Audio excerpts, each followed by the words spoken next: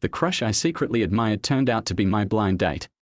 10 years ago, faced with her secret crush, her unattainable white Moonlight, Suyi chose to give up due to her insecurities. But to her complete surprise, one day, that very person became her blind date. Love is a game for the brave, and this time, Suyi refuses to be a coward. Chapter 1, Blind Date. At 9:48 a.m. on October 23, 2022, at a cafe on Qingshui Road, 49 pedestrians had already passed by outside, but Suyi was still waiting for the person he was supposed to meet. He lowered his head and took a sip of his coffee, an Americano, bitter as always. Suyi was here for a blind date. But he had no idea what the other person looked like, how old they were, or what they did for a living. It was so absurd that it somehow felt oddly normal. Now in his 30s, it was rare for his mother to ask him to go on a blind date. His father had passed away early, and getting married was one of the few wishes his mother had for him. So, even if it was just to give his mother peace of mind, he was willing to come to this blind date. Although, in his opinion, love and blind dates were two entirely incompatible concepts. Philosopher Alain Badiou once proposed a concept: love is the smallest unit of communism. Only in love do two people without a blood relationship give selflessly and unconditionally. Everyone knows that achieving communism is difficult. And a blind date, in a way, is a result of compromise. If even sincere cooperation cannot achieve communism, how could a product of compromise do so? What his mother didn't know was that Suyi had once liked someone, his high school classmate, Jiang Baiji. To be precise, it was a secret crush. The girl was as radiant as the sun. His feelings had no logical reason. Perhaps it was because the sun was shining just right that day, and she was wearing a white dress. Or maybe it was that fleeting moment when she turned her head, her hair tousled by the wind, looking especially beautiful. Suyi had a crush on her for 3 years. But due to a cliché reason, he never confessed. Yes, it was one of those typical reasons. Jiang Baiji's family background was too good, so good that it was obvious they were from two different worlds. The secret crush ended abruptly in his sophomore year of college. That year, Jiang Baiji was unexpectedly chosen by a famous director to become an actress. She skyrocketed to fame overnight. When Suyi saw that familiar face plastered across the overwhelming news reports, he finally understood the meaning of that old saying: life's paths diverge in the south and north. You head for Xiaoshan while I head for Qin. From then on, Suyi threw himself into his studies. He completed all his credits in 3 years, stayed on as a lecturer, pursued a master's, a doctorate, and even went abroad as a visiting scholar. In the blink of an eye, he was already 30 years old. Now, he was Professor Suyi of the philosophy department at Tsinghua University. Suyi had once asked himself if he worked so hard because he wanted to be closer to her, or if he was simply trying to shift his focus. It was a meaningful question in the past, but now that he was middle-aged, the answer no longer mattered. Thinking of this, Suyi couldn't help but smile. No wonder people call men his age uncles. They do love to reminisce about the past, digging up old, forgotten memories. Outside the cafe, a black Alphard quietly pulled up. Jiang Baiji closed her script with a calm expression and put on her hat and sunglasses. Jiang, are you sure you don't want me to go with you?" asked Zhao Wanling, her best friend and assistant, looking worried. "It's just a blind date. Is it worth making such a big deal out of it?" Zhao Wanling gave her a big thumbs up. "No wonder they call you the Ice Queen, so cool and composed. I'm just worried you'll flip the table and get beaten up." Jiang Baiji rolled her eyes at her friend but admitted that Zhao Wanling had a point. She was, in fact, planning to end the blind date within minutes. At 30 years old, this was the first blind date her mother had arranged for her, and she intended to at least show some respect. But that respect had its limits. It wasn't that she didn't want love, she just didn't trust it easily. After years in the entertainment industry, she had seen too many seemingly loving couples break apart. It made her particularly cautious about relationships. She believed that only through long-term interaction could one choose the right partner. Blind dates, in her heart, were inherently unreliable. Among the crowd, Jiang Baiji quickly spotted Suyi. Because of her celebrity status, he didn't know who she was, but she had seen a photo of him. She only knew that he was about the same age as her and a professor at Tsinghua University. "Mr. Su, hello." Suyi's thoughts were interrupted by the crisp voice. He stood up and raised his head, catching sight of her outfit. He pressed his lips together in a subtle smile. She must really not want to be here. A baseball cap, large sunglasses, and a mask. Her face was covered so tightly she could pass for a celebrity sneaking out in public. "Hello, may I know how to address you?" But Suyi wasn't upset. After all, they both shared the same mindset. Apologies, Mr. Su. What I'm about to say may upset you, but to avoid further misunderstanding, I think it's better to be upfront. You want to say that you're not interested in this blind date? Her words got stuck in her throat. But seeing his calm demeanor, she suddenly felt a sense of relief. From the start, she had been ready to reject him, but it now seemed like this blind date was just as much a burden for him as it was for her. Mr. Su, you're not upset. You didn't do anything wrong. Maybe you're rejecting the date because you have someone you like, or maybe you just dislike the idea of blind dates. Either reason is valid. Suyi smiled. Besides, is there a chance that I didn't want to be here either? Jiang Baiji was stunned for a moment, then chuckled. Whether or not he meant it, he had given her an easy way out. Oh? An actor I admire once said, true love requires sincerity, patience, and fate to be achieved. I deeply agree with that. But those qualities are like parallel lines that never meet with the nature of blind dates. Suyi didn't know why he had said that. Maybe it was the unusually beautiful eyes staring at him. Eyes that somehow felt familiar. Across from him, Jiang Baiji froze. 12 years ago, in her debut film, there was a famous line that went, "Love has no tricks, only sincerity, patience, and fate."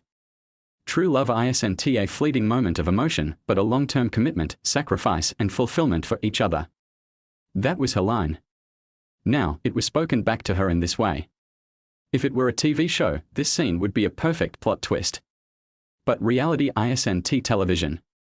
Still, she couldn't deny that, deep down, her heart was stirred. Mr. Su, thank you for your understanding. I wish you find love soon. Thank you. Goodbye. Goodbye. The cafe was small, and it only took a few steps for Jiang Baiji to reach the car. But as she was about to get in, she instinctively turned her head. Through the cafe's glass window, she saw Suyi sipping his coffee, sunlight spilling onto his face. His head was slightly lowered, so she couldn't see his expression. But he seemed warm. She didn't know why, but for a brief moment, a sense of familiarity washed over her. She quickly brushed it aside. Before getting into the car, Jiang Baiji opened WeChat and quickly typed a message. Mom, he is a good person, but we're not a match. Chapter 2, everyone was stunned. As soon as Jiang Baiji got in the car and took off her mask, sunglasses, and hat, Zhao Wanning eagerly leaned over with a gossip-hungry look. Come on, spill it. What's going on? I thought you'd be in and out, but it looked like you were chatting away. Be honest, did you take a liking to him? Is the iron tree finally blooming, and love is in the air? Jiang Baiji flicked Zhao Wanning's forehead with a finger and replied slowly, there are 7 billion people on Earth. If we imagine each of them as a red bean and put them all in a big jar, what's the probability that 2 specific red beans would meet? And Hero was happy for you.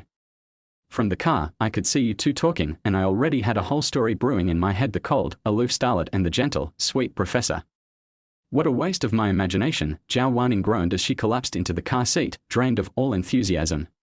Instead of daydreaming about me, you should worry about yourself, Jiang Baiji chided her with a teasing smile. By the way, what's next on my schedule? Though Zhao Wanning had started as a best friend turned assistant, her professionalism was impeccable.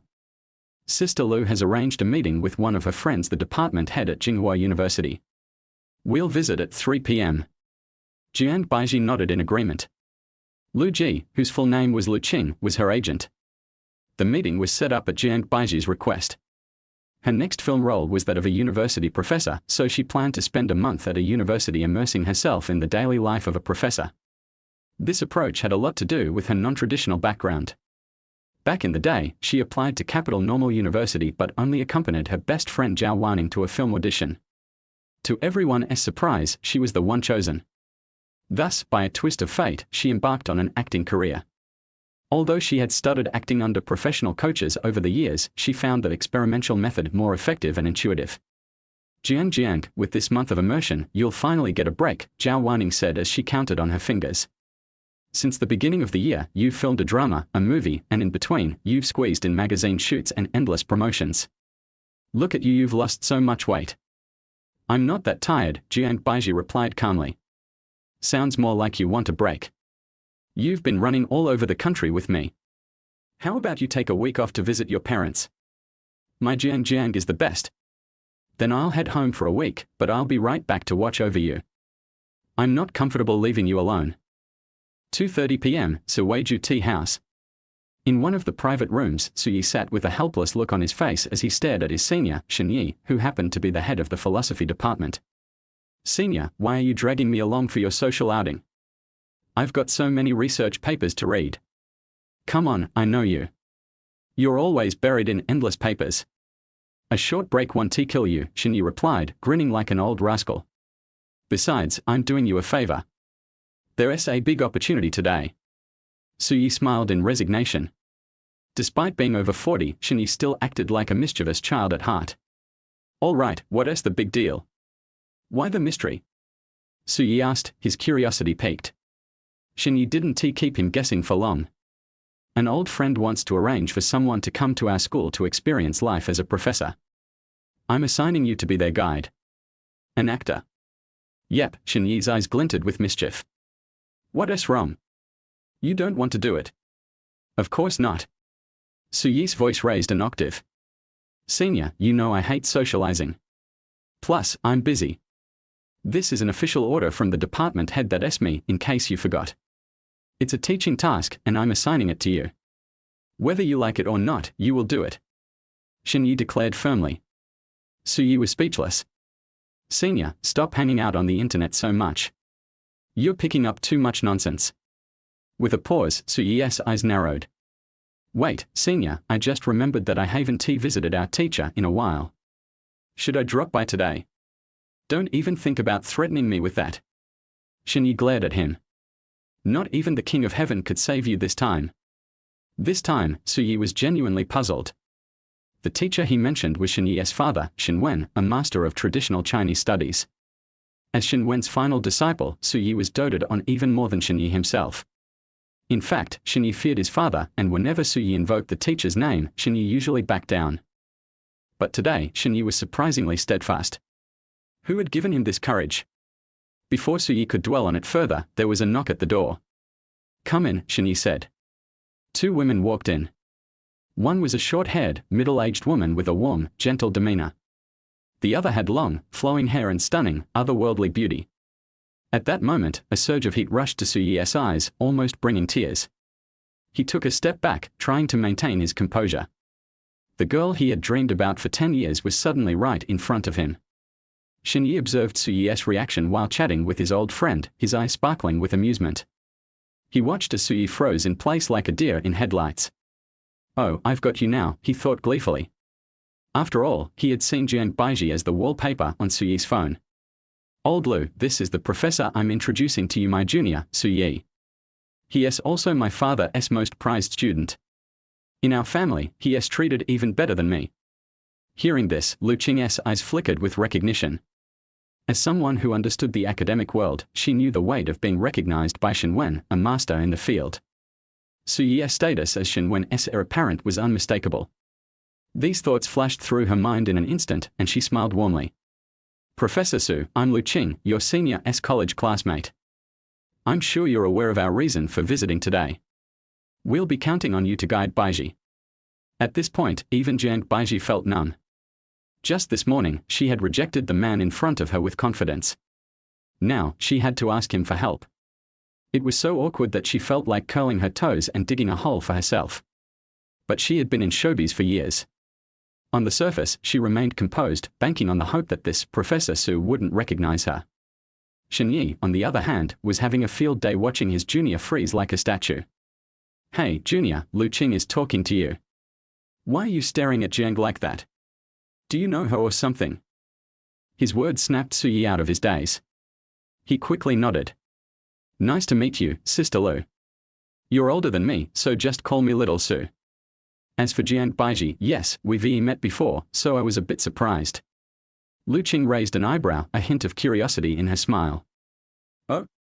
Is there some kind of special connection I'm not aware of? Shinyi's grin grew wider. Come on, confess you're her fan. It's all over your phone wallpaper. Jiang Baiji, meanwhile, had braced herself for total humiliation.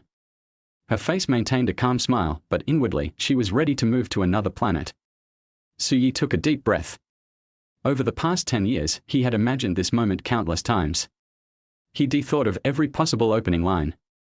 But now, faced with reality, all his thoughts crumbled. Instead, he said, "It's been a while. I'm your old high school classmate, Su-yi." Huh? Shin-yi was dumbfounded. Jiang Baiji blinked rapidly as she searched her memory. Suddenly, she remembered a boy in the 5th row by the window in her 3rd year of high school.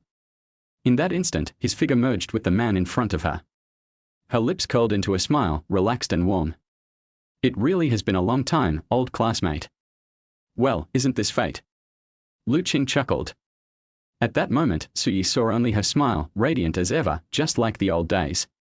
Chapter 3, I Want to Pursue Her. At 10 p.m., as usual, Su-yi would have been sound asleep. But tonight, he had been staring at the ceiling for exactly 58 minutes and 35 seconds, wide awake. Today had been an unforgettable day. The morning started with an absurd blind date, no name, no background, a brief encounter that began and ended in haste. The afternoon brought a surprising reunion, a childhood crush that spanned time and distance, striking him unprepared and catching him off guard. He pondered how he should approach Jiang Baiji. A friend? An old classmate? Or perhaps a pursuer?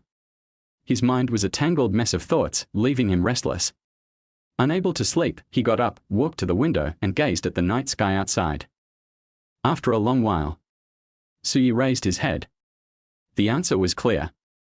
The efforts of his youth had been a wild, impractical dream, the dream of a boy who believed that if he could become excellent enough, he might have a chance to stand by her side. Today, that self-deceptive fantasy had unexpectedly come true. The words he had left unspoken due to his inferiority complex had tormented him for more than 10 years. This time, he wouldn't let hesitation rob him of his chance. Even if he ultimately failed, it was better to have tried than to regret doing nothing at all. When he decided to act, another problem arose. Su-yi had zero experience in chasing girls. He was a classic mother's womb solo, someone who had never been in a relationship. But that was fine. He had a ready-made strategist by his side, his best friend since high school, Zhong Wangyu. True to his name, Wangyu, literally forget worries, was a carefree and happy soul. Ever since they met, he had lived life with ease and bliss. After graduating high school, Su-yi got into Tsinghua University, while Zhong Wangyu's dismal grades prompted his wealthy father to send him to study abroad in the UK. During his time in the UK, Wangyu boasted about constantly having girlfriends, one new girlfriend per month, or so he claimed. After returning home, he had to behave more modestly, given his father's proximity and his frequent use of his 7 Wolves leather belt. Nevertheless, Zhong Wangyu's self-proclaimed wealth of experience made him the perfect mentor. Su-yi called him, and the call was answered in an instant. "Yezi, you usually sleep by now. What's up?" With a brother, there was no need for pretense. "I want to pursue a girl. Any tips for me?" "Whoa. Is the 30-year-old iron tree finally blooming? Tell me everything." Su-yi didn't plan to reveal Jiang Baiji's identity, not because of any sensitivity regarding her status, but to avoid the risk of Wangyu slipping up and embarrassing everyone. "I met a girl who really caught my eye, and I want to express my feelings. If I succeed, I'll tell you more. I used to think you'd spend your whole life with just your books for company, but here you are with someone on your mind." Zhong Wangyu smacked his lips. "So, what's your plan? If I knew, would I be calling you? You're the one always bragging about having a new girlfriend every month in the UK. Come on, give me some advice." Zhong Wangyu chuckled. "We're not the same, man. My method might not work for you. I'm the kind of guy who just charges straight in. Can you see yourself doing that?" "Fair point." Su-yi nodded with a smile. He didn't think it was unreliable per se. He just believed that confession should be a natural, mutual journey of affection, not a preemptive move. "All right, Yezi, go get some sleep. I'm in the middle of a game right now. Once I finish, I'll come up with something that suits you and send it over."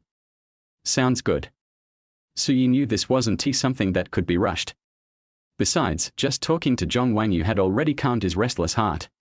After hanging up, Zhong Wangyu took a deep breath. Then he slapped himself. Damn it, stop bragging so much. Heaven help him, men always love to exaggerate 2 things, women and a woman. During his time in the UK, his clumsy English skills had kept him inside most of the time. As for girlfriends, not even one. Just like Su-yi, he was a battle-hardened leftover warrior who had never dated. But when a brother seeks your help, you can't just admit defeat, right? Besides, he was genuinely excited for Suyi. He used to think Suyi was destined for a lonely, book-filled life. Now that hope had finally arrived, if he failed him, he wouldn't be able to forgive himself. But the truth remained, he had zero experience. Should he ask others for advice? But what if those people were just like him, all talk and no action? If that ended up sabotaging his brother's love life, he'd never forgive himself. As his teammates politely reminded him to stop dragging the team down, Zhong Wanyu logged off the game, lit a cigarette, and brainstormed ways to help his brother find love. 1 hour later, the smell of burning fabric roused him from his doze. He had accidentally dozed off and burned a hole in his clothes. But in that exact moment, inspiration struck. Zhong Wanyu opened his WeChat app. There was a group chat called Today's Hard-Working Fighters, a gathering place for the rich second-generation heirs of his father's business partners. The group members constantly motivated each other to work hard, read, eat, drink, and play together. He registered a new WeChat account, found a picture of a cute, pure-looking girl online, and used it as his avatar. The photo featured a long-haired girl with large eyes and dimples, the type of look these rich heirs couldn't resist.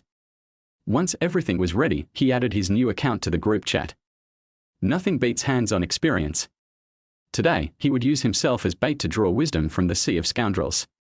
Whoa, Zhong Bro added a newcomer. Who is this? Zhong Wanyu was well aware that the night owls in this group would still be awake at this hour. He typed quickly. This is my cousin from my uncle's side, Zhong Chani.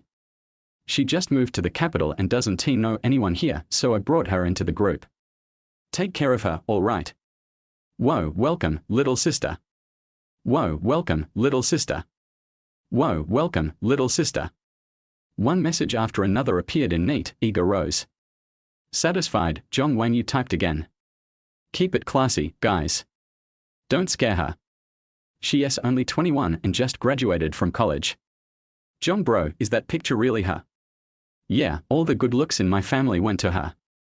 But don't get any funny ideas, or you'll answer to me. After that, he quickly switched to his fake account and sent a shy emoji. Relax, Zhong Bro. She's like my own sister. Relax, Zhong Bro. She's like my own sister.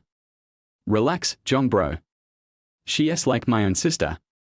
30 minutes later, Zhong Wanyu grinned as the steady stream of friend requests poured into his new account.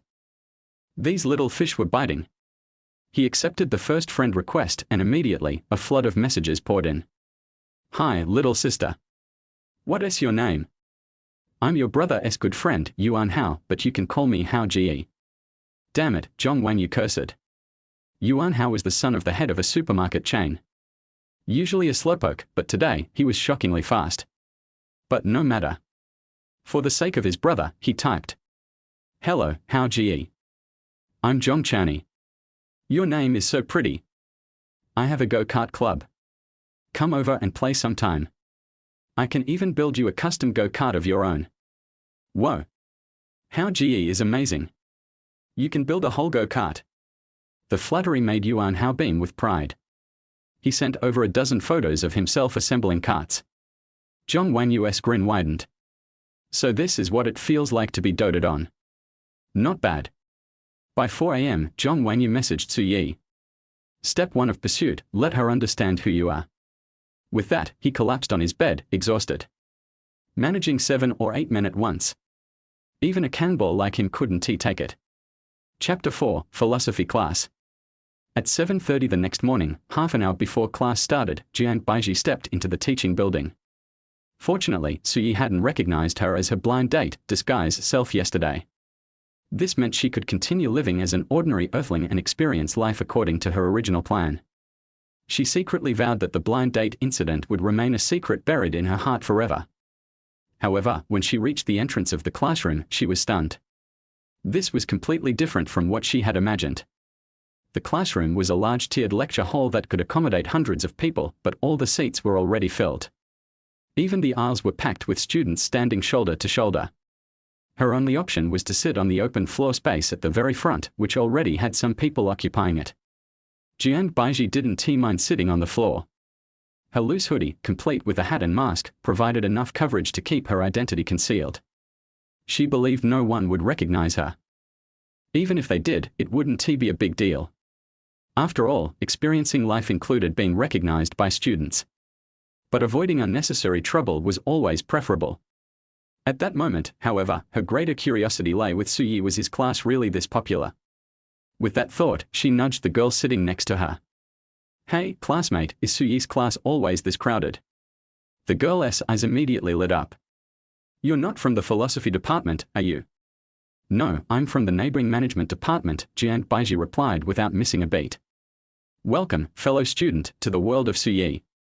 He is the youngest professor in the philosophy department, actually, in the entire Tsinghua University. While he was a visiting scholar in the UK, he was even hired as a guest professor at Cambridge. His academic prowess is unparalleled, his lectures are engaging, and joining his classes is a guaranteed win. Hearing this passionate introduction, Jiang Baiji could tell she had encountered a hardcore fan. She hadn't expected her old classmate to have this much charm. "You're not from our department, so you probably don't know," the girl continued enthusiastically. "His lectures are so popular that they crash the course registration system every time.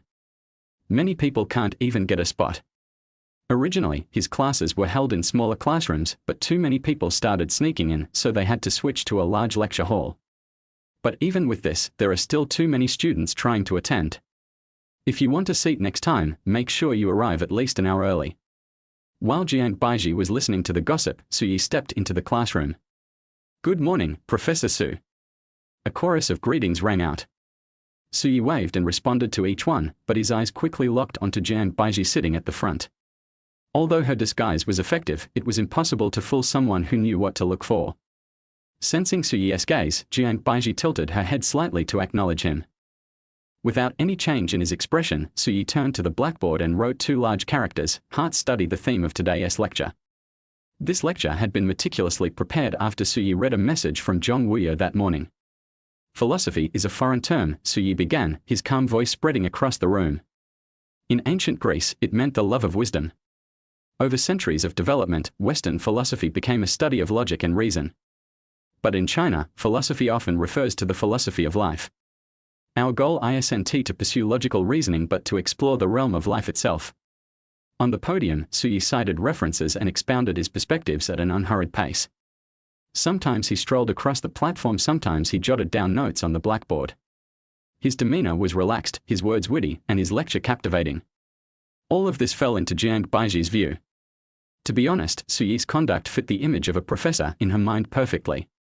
Most importantly, she could actually understand what Suyi was talking about, even as a philosophy layperson. It seemed Suyi really was a good teacher, she thought to herself. Time flew by. On the podium, Suyi was summarizing the lecture. "Today, we focused on the origins of heart study," Suyi explained. "It originated with Mencius, who proposed the theory of the innate goodness of human nature. In this context, human nature transcends the natural world. Only by looking at the world from a broad enough perspective can one see its goodness. This is the concept of my heart as the universe." Glancing at the clock, he added, "There are still 30 minutes left in the class, so I'd like to pose a question for everyone to discuss." He paused briefly for emphasis.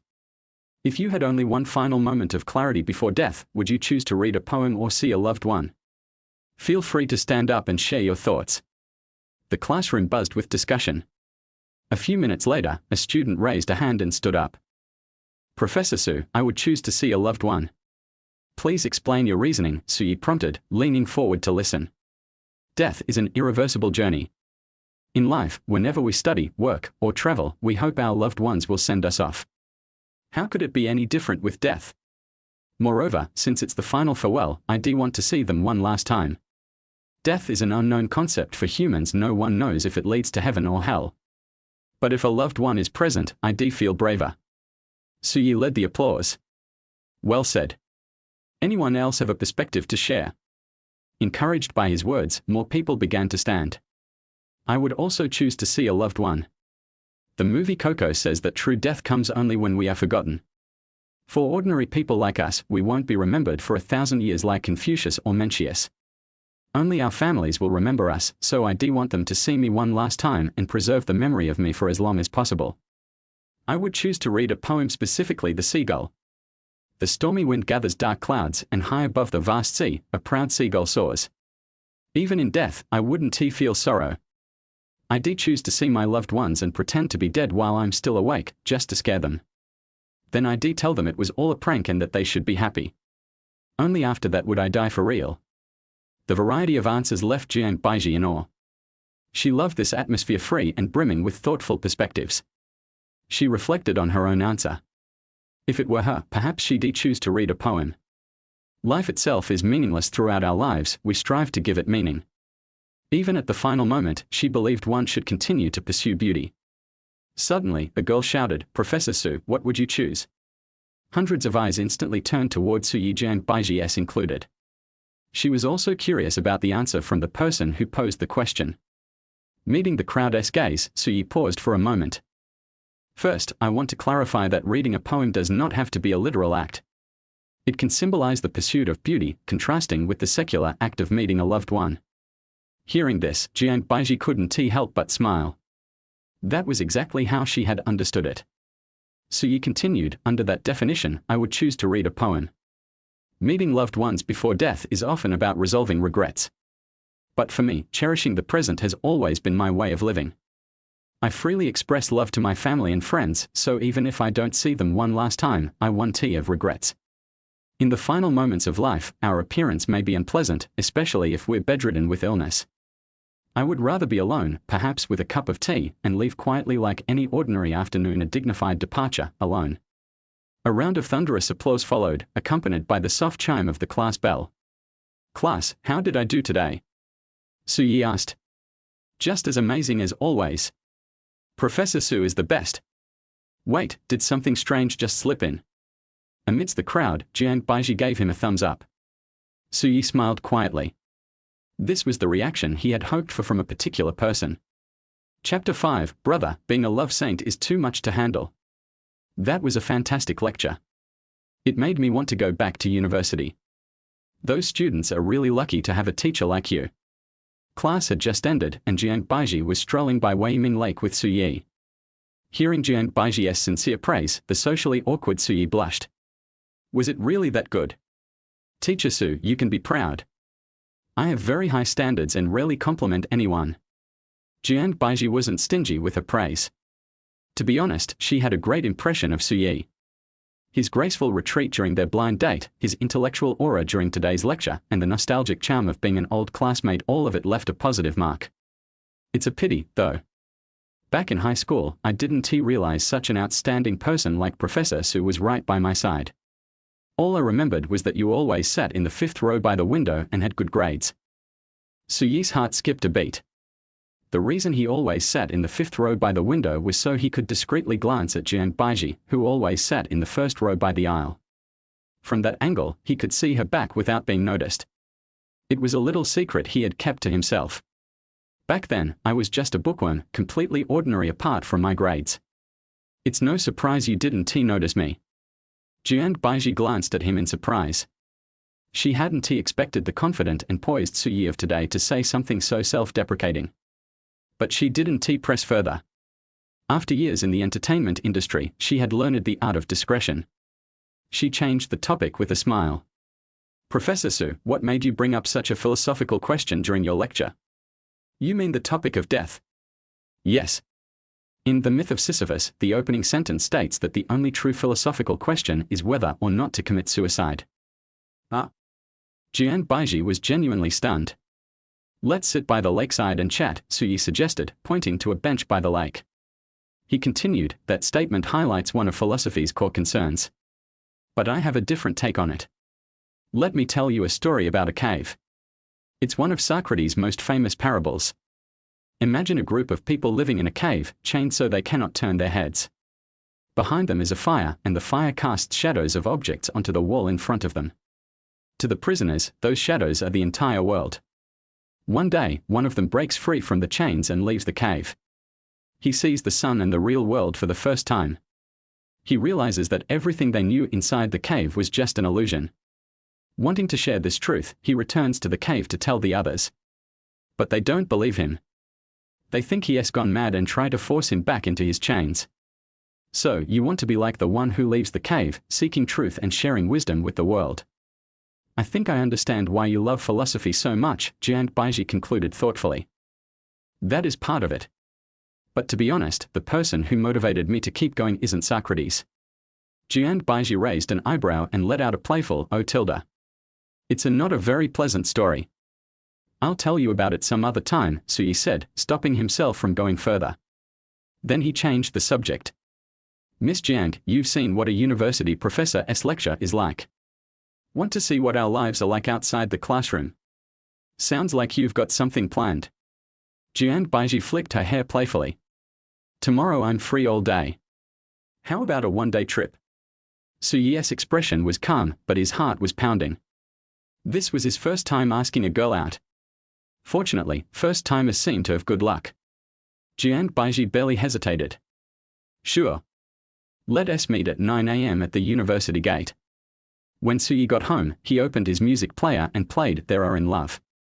It was an old song from the movie Days of Being Wild, starring Tony Leung and Karina Lau. There's a memorable scene where, at midnight, two people with mutual affection walk to each other's door, pause silently, but neither knocks. They both return to their rooms, lost in quiet loneliness, as this song plays. That scene had left a deep impression on Suyi. To him, the song was more than just music, it was a reminder to be brave. But even with that courage, he still felt unsure. In moments like these, he needed advice from his strategist, his best friend. He dialed the number, and a groggy voice answered. What's up, man? Still half asleep? Zhong Wanyu was suffering. How could he explain that he had spent the night entertaining a bunch of burly guys for the sake of his buddy's love life? Still, he didn't complain. Why are you calling? I followed your advice. Huh? Zhong Wanyu suddenly perked up. Wow, you must really be in love this time. You never act this fast. What did you do? You said the first step was to let her understand me. I figured most people highlight their strengths in front of their crush, but after thinking about it, aside from my knowledge of philosophy, I didn't have much to show off. So, I prepared an exceptional lecture. Hearing this, Zhong Wanyu felt his soul leave his body. A lecture? On philosophy? What kind of girl would like that stuff? Was this brother of his beyond saving? And how did you do that, exactly? Zhong Wanyu braced himself for disappointment. You know my research focuses on the comparative study of Chinese and Western philosophy. So, I chose something relatable: Neo-Confucianism. It's not as abstract as Taoism, nor as esoteric as Zen. Plus, its core ideas about self-transcendence are somewhat similar to Western religious philosophy, which gave me the perfect opportunity to quote and compare, showing off my academic skills. Zhong Wanyu silently closed his eyes, overwhelmed by despair. His buddy wasn't just clueless, he was deeply, fundamentally mistaken. So, how did it go? He asked, already bracing for bad news. It went well, actually. We had a great time chatting. Suyi thought back to the lakeside conversation with Jian Baiji. Really? Zhong Wanyu was stunned. No way. Could it be that this girl actually liked bookworms? Then you did fine. What's next on your agenda? I asked her out for tomorrow. She said yes. I figured since I've shown her my strengths, I should also show her my daily life so she can get to know me better. But I'm not sure what to do after that. Any ideas? Just focus on tomorrow for now. Take it one step at a time. I pulled an all-nighter gaming last night and I'm exhausted. Let me sleep on it and I'll come up with a plan for you later. After hanging up, Zhong Wanyu's mind suddenly cleared. Hold on. Did he just say he got a date after 2 days? This rookie brother of his was moving at lightning speed. He had been stuck at step 1 for months, while Suyi was already out on a date. Feeling a strong sense of crisis, Zhong Wanyu immediately logged into his alt account on social media. He found 2 melancholic photos online, added a moody filter, and posted them with the caption. No one to stand with me at dusk. No one to warm my porridge at dawn. Moments later, he got a like from his friend Yuan Hao. Zhong Wanyu sighed. Life is tough for single guys. Chapter 6. It wouldn't be the first time to ask a girl out, right? At 11 o'clock in the evening, Suyi stared at the ceiling. As expected, he was still awake. Suyi was mentally rehearsing what to do and what to say when he met Jian Baiji tomorrow, and how to keep the two of them talking about endless topics. And this was the 3rd time. If people who knew him knew that he was so cautious about a meeting, they would definitely find it incredible. In everyone's impression, he was always confident and calm. Even Suyi found it incredible, but when he thought that the person was Jian Baiji, it seemed that everything was justified. After confirming the process in his mind, Suyi was ready to change into pajamas, take a shower and go to bed, but when he opened the closet, Suyi was stunned. Since he started working, he has always bought multiple sets of clothes of the same style and color, so what caught his eye was a uniform shirt, jacket, and jeans, which were not troublesome and looked decent. But he was going to meet Jiang Baiji tomorrow. Would it be too formal and serious to wear like this? Would she think that she was a serious, rigid and boring person? Or would she think that she was too pretentious? A series of questions kept pouring into Suyi's mind, making Suyi anxious. Suyi knew that this situation was wrong, but he couldn't control it at all. At this moment, it seemed that no matter how many books he read or how many principles he understood, he couldn't solve the problem of what to wear when we meet tomorrow. Dressing normally, wearing a jacket plus shirt plus jeans, is the real self. Changing to a set of clothes that the other party might like is the false self. So do you want to be real or fake? The next second, Suyi had the answer. He was already 30 years old. If he was still being pretentious, did he still want a wife and children to live in? What's more, doesn't the Buddhist scripture also say just walk straight, the way is like snapping your fingers? If you want to do something, do it wholeheartedly and without distractions, so that you can succeed. Instantly, the thought was clear. Suyi rushed downstairs after getting the car keys. It was not easy to buy clothes at this time. The next day, 8:50. When Suyi drove over, she saw a figure standing at the gate of Jinghua from a distance. Sure enough, the person she liked was punctual. Good morning, Teacher Jiang. Get in the car. After getting in the car, Jiang Baiji took off her standard three-piece suit, hat, mask and sunglasses. Good morning, old classmate. Have you had breakfast?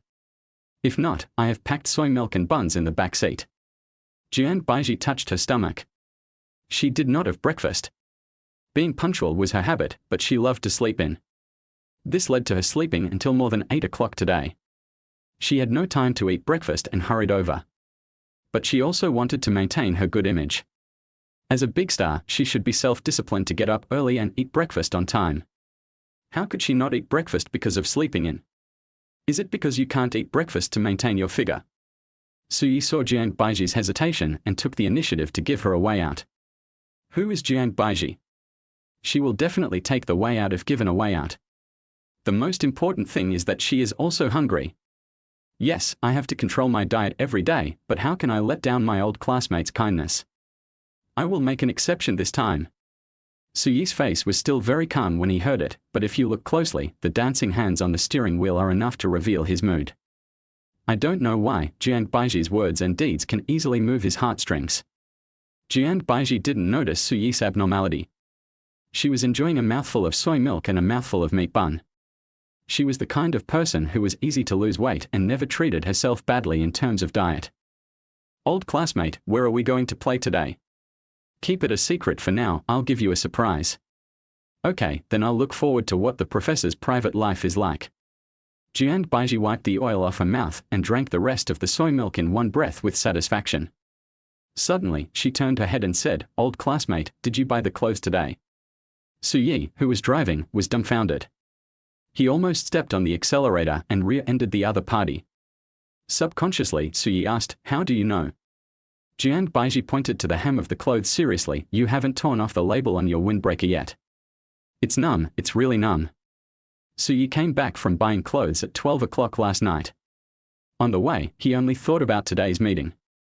When he got home, he was worried that he was not energetic enough today, so he went to bed quickly.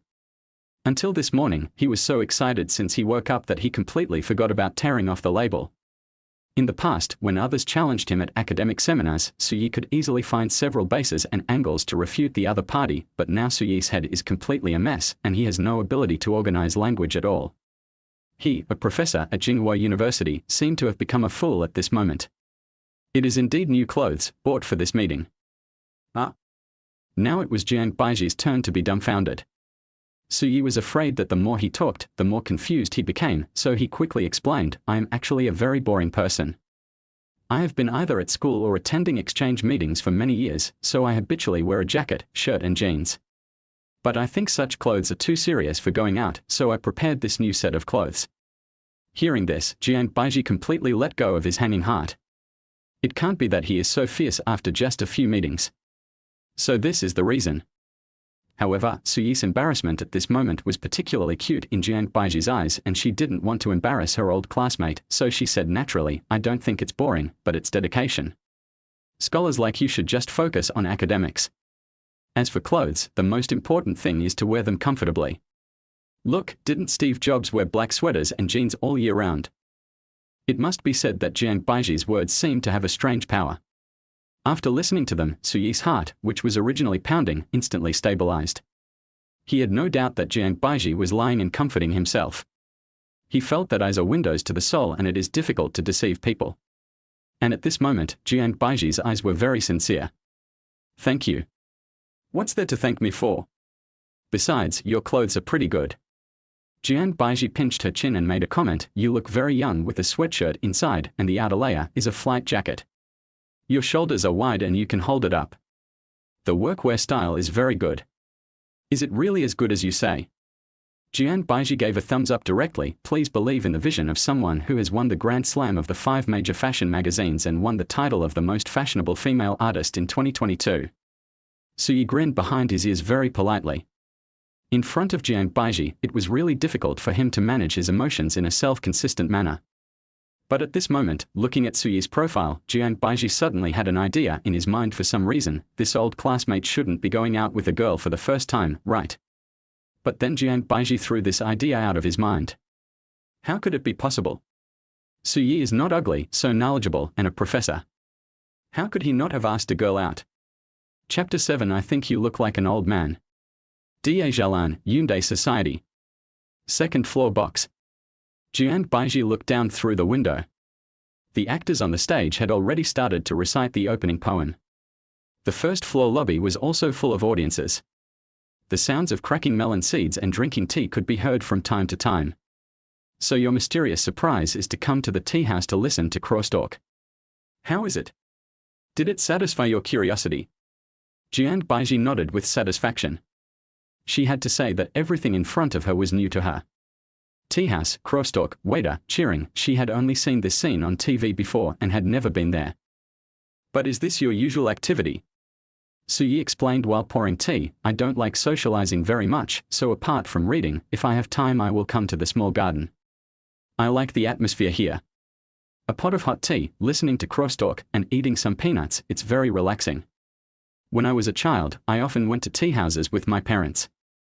As you know, there are many tea houses in the old city of Chengdu. But they are all for chatting or playing mahjong, which I don't like. I have never been there since I grew up, but hearing you say that, it is really desirable. Then let's listen. Okay. The actor off the stage was telling a traditional crosstalk of 5 red pictures, which was a crosstalk that Suyi was familiar with. Suyi knew the gags and the plots clearly. But the charm of crosstalk lies in this. Although the jokes may be the same, each actor's scale, energy, and the nodes of the live performance and the way of making the live performance are different, resulting in obvious differences in the performance effects. The difference is the fun. Take the traditional joke, Ba Ma Gua, as an example. Every year, Guo Digang cooperates with different disciples to perform the joke, and the results are completely different. There are the 3 brothers who go against the routine and dig the joke crazily, which drives the teacher to death, and there are Zhong Holuan who sings to show his talent, and there are Xiaobing who is crazy about being the master's wife. It is precisely because of the familiarity that Suyi knows the bottom of the joke very well, so Suyi has always had an impulse in his heart and wants to say it in advance, show his difference, and attract Jiang Baiji's attention. This is probably the nature of males when they meet the opposite sex they like, and they can't help but want to spread their tails like a peacock. But when Suyi turned his head to prepare to dig the joke, when the side face with a little bit of healthy blush came into view, and he clearly saw Jiang Baiji's focused expression, the slightly pulled arc at the corner of his mouth, and the hair on his forehead. No more words can be said suddenly, even if he has practiced what to say in this scene many times in his mind last night. It's not that he doesn't know what to say, but he doesn't want to destroy the atmosphere in front of him. Some people can easily make you change your plans. Some people, even if you have ambitions, once you think about being with her, your ambitions will disappear, and you just want to enjoy the time with her, because such moments are beautiful enough. In the following time, Suyi and Jiang Baiji did not make any extra movements. Jiang Baiji did not ask anything curiously, but just observed, appreciated, and enjoyed. The interaction between the two was limited to Suyi pouring tea, Jiang Baiji tapping with 2 fingers to perform the tea ceremony, and the two smiled at each other when the joke appeared. But Suyi loved the atmosphere between the two. He didn't know what Jiang Baiji felt in his heart, but he felt an indescribable sense of satisfaction in his heart. 12 o'clock, parking lot. The two missed the crowd and got in the car. Although the crosstalk ended half an hour ago, Jiang Baiji's face was still excited. One reason was because of her status. In fact, she rarely went out for a walk, and she didn't have much rest time on weekdays. She also preferred to lie at home when she was not working. Second, listening to crosstalk in Shaoyuanzi was a novel experience for her. Most importantly, this was her old classmate Suyi's daily routine. She couldn't really associate the professor with listening to crosstalk in Shaoyuanzi. Professor Su, how did you fall in love with crosstalk? She was really curious about this question. Suyi smiled while steering. Do you think it's weird for me to listen to crosstalk? I don't mean anything special. Jiang Baiji rolled up her hair. My assistant is also my best friend. You know our classmate Zhao Waning. That girl also loves to listen to crosstalk. She goes to sleep every night with teacher Guo's crosstalk. But there should be few people who are willing to spend a few hours in Shaoyuanzi and go there often, right? In my impression, this is more like what an old man would do, listening to crosstalk and drinking tea. First of all, I like these traditional cultures very much, and crosstalk is one of them, so I am willing to it is normal to spend time in the small garden. Suyi nodded and explained, but whether to go to the small garden, I think it involves many aspects. If I have to give a reason, I think it is a sense of peace. Jiang Baiji instantly became interested. How do you explain it? A sense of peace can also be understood as a sense of happiness. But the sense of happiness of contemporary people is missing.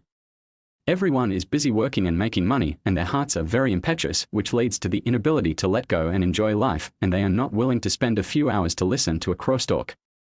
At this point, Suyi also became excited, which just touched his professional scope, and it is also the problem he wants to solve. As for the inner impetuousness, I think there are two reasons. First, there is a lack of a spiritual home. Modern people are exposed to a lot of information due to the information explosion, and see a lot of untouchable life, but they can't have a spiritual thing to rely on, which leads to the lack of peace in the spiritual world. The second reason, I call it the loss of the spirit of contract and the emergence of a crisis of trust. Specifically, it is manifested in public institutions and citizens, the poor and the rich, families and individuals. When we find it difficult to believe in other people and other information besides ourselves, this will also lead to our inner impetuousness. Anxiety and anxiety. When Suyi realized that he was talking too much, the car had already left the parking lot and drove onto the elevated road. Sorry, did I say too much? No, it benefited me a lot. I just compared myself and found that what you said was right.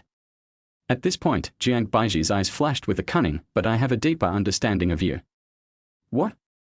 Old people are willing to go to Shaoyuanzi because they have a strong sense of inner peace. You have a strong sense of inner peace and are willing to go to Shaoyuanzi, so you are equal to the elderly. Suyi was like a monkey without a mouth. He grinned again. Good syllogism, very strong.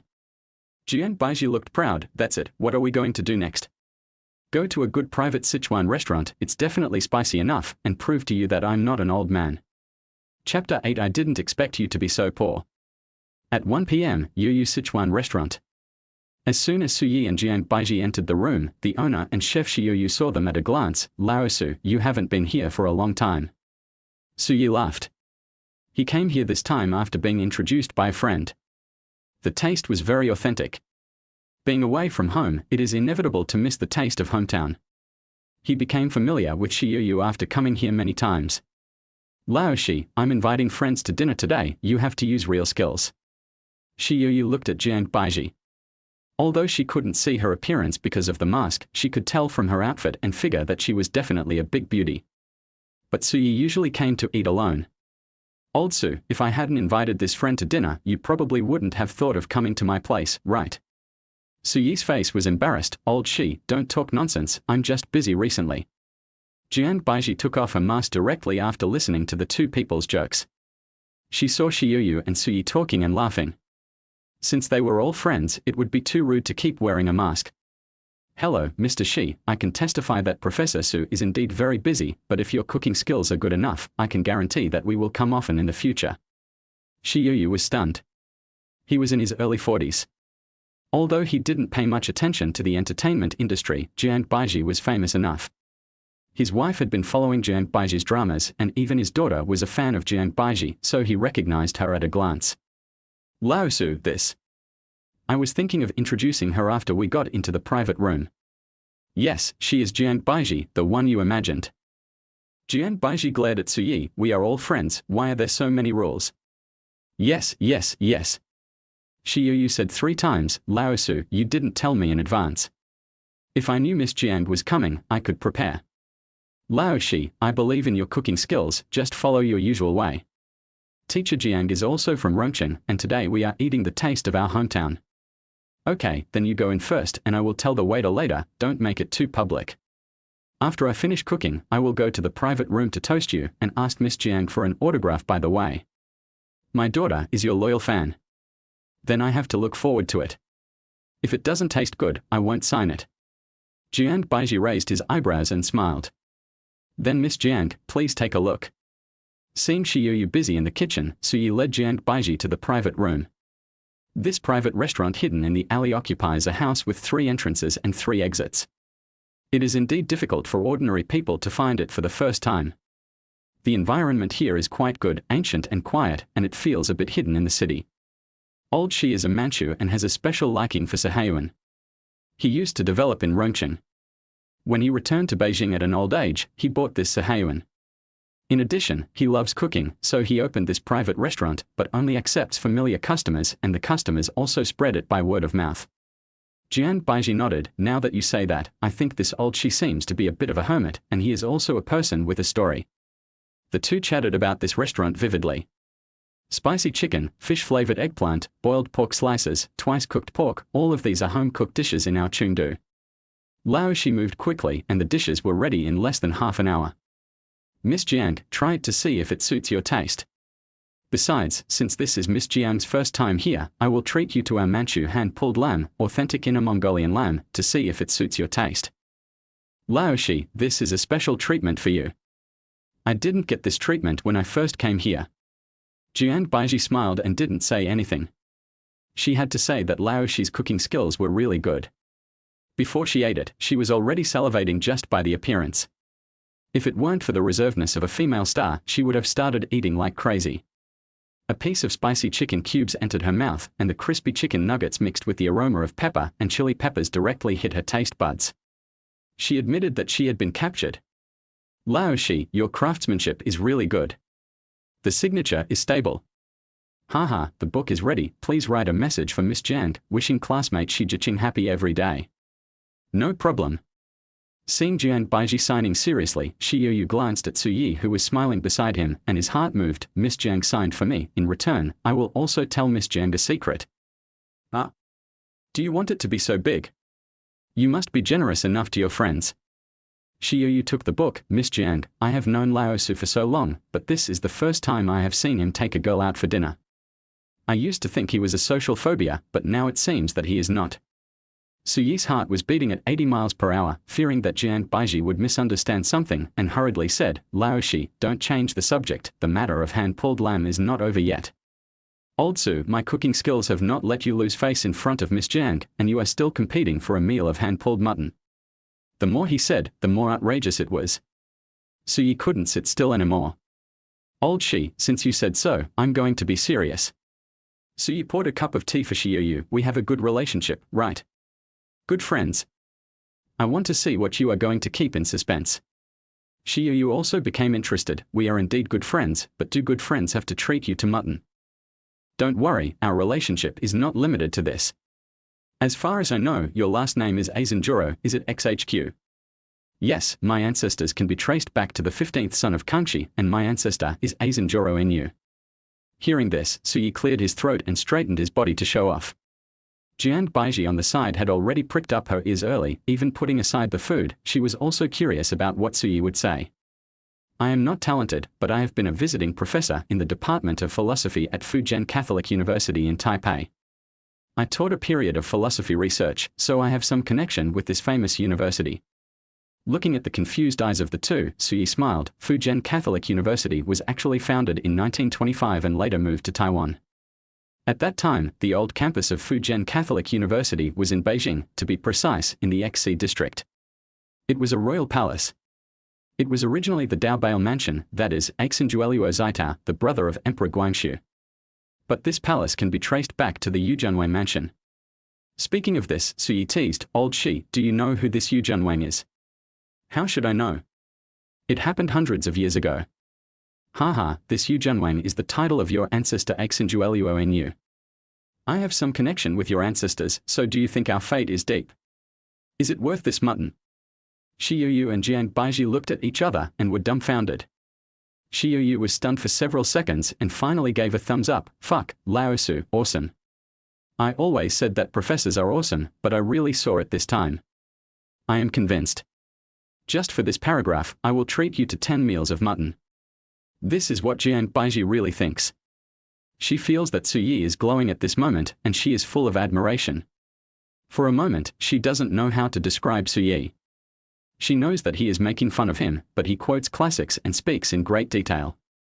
A casual article makes her feel like a historical record.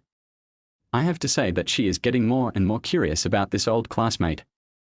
Suyi waved his hand. "Lao Shi, I am not greedy. 1 meal can keep my bright and majestic image, but 10 meals will be a cheating meal." The three laughed at the words. Suyi, who had been paying attention to Jiang Baiji's expression, finally put his mind at ease. Chapter 9. Just call me Baiji. Jinghua University, Professor's Office. On weekdays, Suyi's teaching tasks are not busy. He mainly teaches a large class once a week. The rest of the time is more likely to be spent reading literature and attending some academic activities. So when Sunny came in, he saw the scene. The sun was shining in the room. Suyi was sitting in front of the window, reading a book carefully, and Jiang Baiji was leaning on the sofa with a book in his hand. Subconsciously, Sunny's heart skipped a beat. My silly junior brother, how can he be so cold to his favorite star and old classmate? Suyi was frowning and thinking about something. Jiang Baiji noticed Sunny's arrival and was about to speak, but was interrupted by Sunny's hand and motioned Jiang Baiji to come out. Walking out of the door, Sunny smiled first. As Suyi's senior brother, he naturally had to consider his junior brother more, especially in the scene just now. Suyi was only concerned with looking up information for himself and directly threw Jiang Baiji aside. He had to make up for it anyway. "Miss Jiang, I'm sorry. Have you been getting along well with my junior this week?" "Not bad. Professor Su is humorous and I've learned a lot from him." Sunny's expression remained unchanged, but he felt bad. How could he not know what his junior was like? Although he had a good temper and personality, he was very quiet, so where did he get humor from? So Miss Jiang's words were obviously polite, but Jiang Baiji obviously meant well, so he just went along with it. "Miss Jiang, I'm relieved that you two get along well. My junior is usually taciturn and obsessed with academics, otherwise he wouldn't have read the materials by himself and put Miss Jiang aside. I was a little worried just now." "Taciturn?" Jiang Baiji was a little surprised. She still remembered the scene of going to Yuyu private kitchen 2 days ago. Suyi's sarcasm was not inferior to that of BJ people. "Professor Shin, you misunderstood. I personally like reading books. This book A Love in the Time of Cholera was also recommended to me by Professor Su. We may not disturb each other and do what we like." "Is that so?" Sunny smiled, but he didn't plan to delve into it. Miss Jiang in front of him was obviously a person of integrity. She didn't say anything bad about Suyi and obviously didn't take it to heart. That was enough. "Originally, I introduced this job to Suyi just to let Suyi go out more and not be stuck in school and academics all day. If he offended people because of this, it would be a loss. But Sunny never thought that the junior brother he thought he knew would have another face. Who would have thought that the junior brother who was always steady would have a humorous side? Professor Shin, don't worry. Professor Su has excellent academic ability and extensive knowledge. We not only get along well, but I also benefit a lot from him. Okay, it seems that my junior brother who is not familiar with common affairs has come to his senses. The speaker is unintentional, but the listener is intentional." However, Jiang Baiji just thought about it and didn't think deeply. "Professor Shin, are you here to find Professor Su for something? Let's go in and talk. I almost forgot the business." This time, Suyi finally noticed someone entering his office. When he found out that it was his senior brother, he put his raised butt down again. "Senior brother, what's the matter?" Shinyi clearing his throat. "This year's selection of outstanding teachers is about to begin. Although you have a good reputation among students, we still need to look at your professional ability. Open class. Yes, this time in addition to the leaders of our department, there will also be leaders of the college, and some teachers from other departments also want to come to listen to the class. The time is set for your next big class, you must prepare well. Suyi has always been very confident in his professional level. Brother, don't worry, I will definitely not embarrass the master and you. That's good to know. I have other things to do, so I won't talk to you more. After Sina left, Jiang Baiji just started to turn into a curious baby. Old classmate, is this excellent teacher evaluation important? This is not a very important award, it is only useful on campus, and the selection rules are scored by students and school leaders, of which students account for 60%. At this point, Suyi also made a winning gesture, so it can be understood that this award is the most popular teacher award in the school, and as a teacher, who doesn't want to be a teacher popular with students? Jian Baiji shook her head with some amusement, and the whole person looked very cute. I didn't expect Professor Su to be so competitive. Of course, I have won 2 consecutive. I was named the most popular teacher in 2016. This year, I will defend my title for the 3rd time in a row. Suyi paused and stared at Jiang Baiji with a sharp gaze. Student Jiang, are you ready? What does this have to do with me? The interaction with students in the open class will also be one of the assessment criteria. As my outstanding student representative, I will definitely call on you to answer questions. Jiang Baiji's mouth was big. Aren't you afraid that I will mess up? I have full confidence in you. Jiang Baiji met Suyi's sincere eyes, in which she could clearly see her reflection, and she nodded in the reflection. Well, after nodding, Jiang Baiji actually looked forward to it. In the open class, being called by the teacher to answer questions was a long time ago. When she was a student, she was more cooperative with this kind of activity, but at this moment, she was actually a little excited and even thought about what to wear that day. When Jiang Baiji came back to her senses, she saw Suyi waving in front of her with a smile on her face. What are you thinking about? Are you nervous? How could that be possible? The person in front of you is the best actress. Have you seen all kinds of grand award ceremonies? What's more, it's just a university open class. Suyi looked at the arrogant Jiang Baiji and couldn't help but teasing. We also have videos. The open classes of excellent teachers must be stored in electronic files. Then I have to prepare well and maintain my usual style. Jiang Baiji clenched his fists and vowed. But when he saw Suyi nodding and smiling, his heart moved. Of course, Suyi's smile was too kind. Old classmate, we are peers. You can't pretend to be a teacher and student and be a generation older than me. Suyi was a little confused. What was going on? Forget it, we are friends, so we should change our names.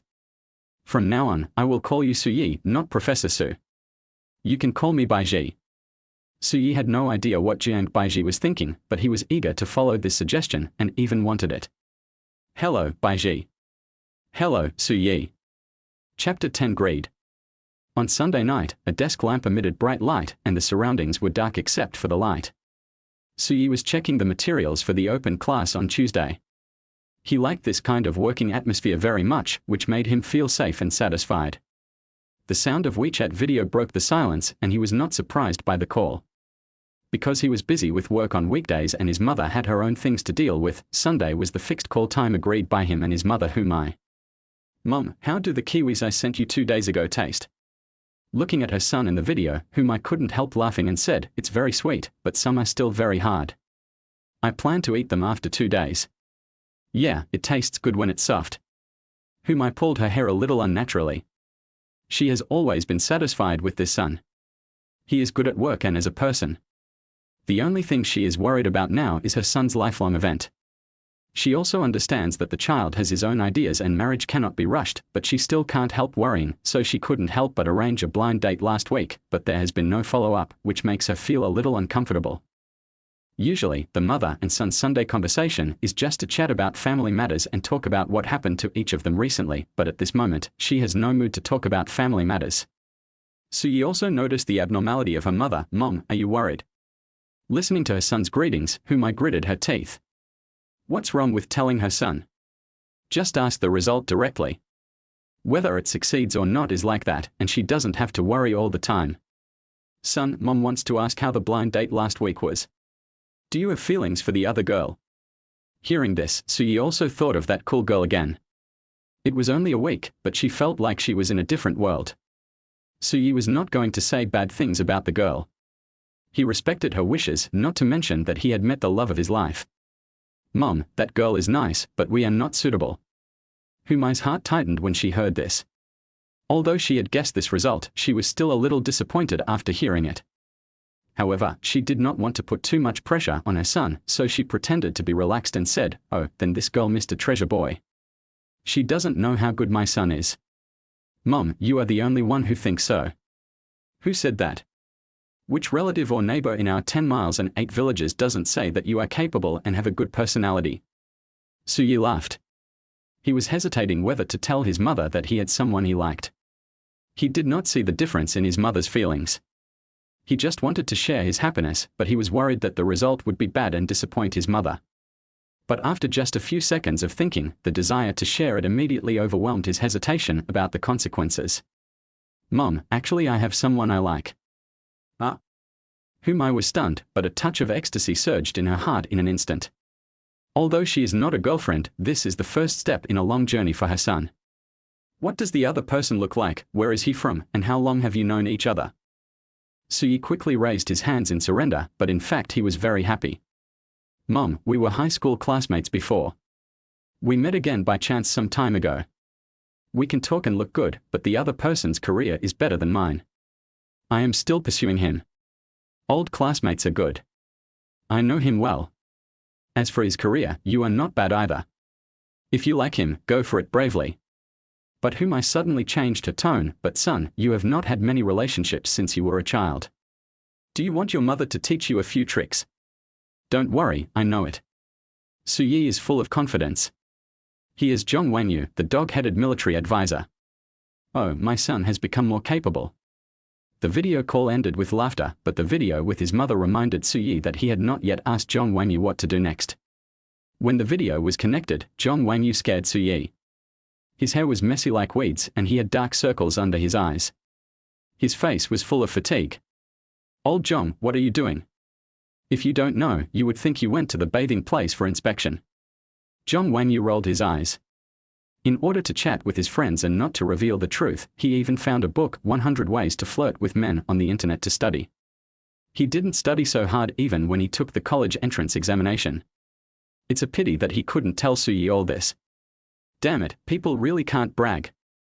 I've come across a fun game lately, and I'm playing it hard. You haven't been to the studio to work recently.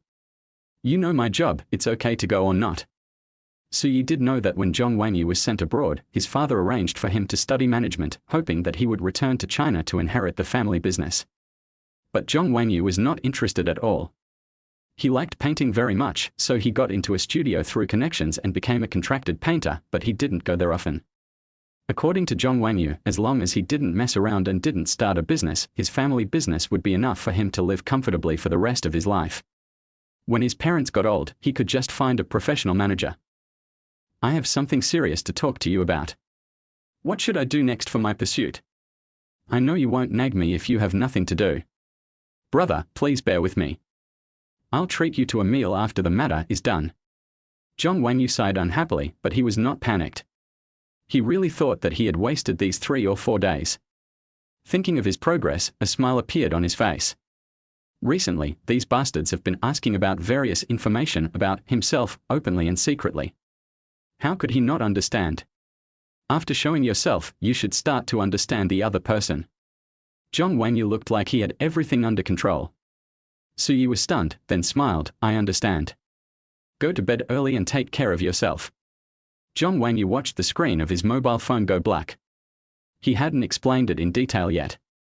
After working hard for a few days, it would be too uncomfortable to not give him a chance to show off. Suyi suddenly understood. Zhong Wanyu's plan coincided with his idea. Yes, he liked Jiang Baiji, but that was Jiang Baiji 10 years ago. He needs to know what Jiang Baiji will be like in 10 years.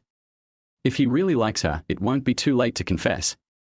Besides, he also needs time for Jiang Baiji to understand him.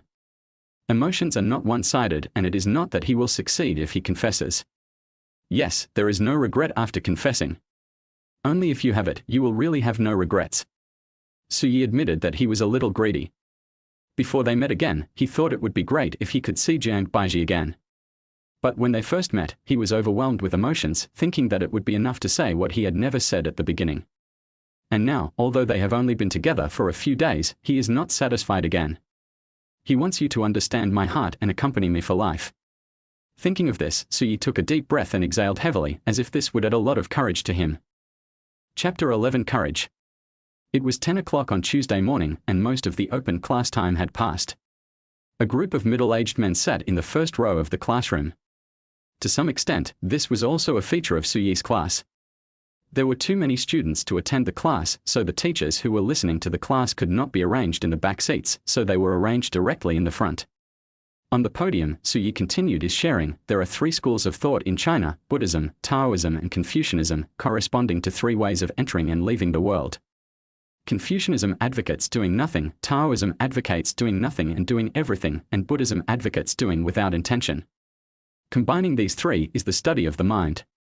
In the last class, we also mentioned that the origin of the study of the mind can be traced back to Mencius. In the process of the birth of the study of the mind, there was a very important stage, Zen, which is also the result of the Sinicization of Buddhism. What is the purpose of Zen?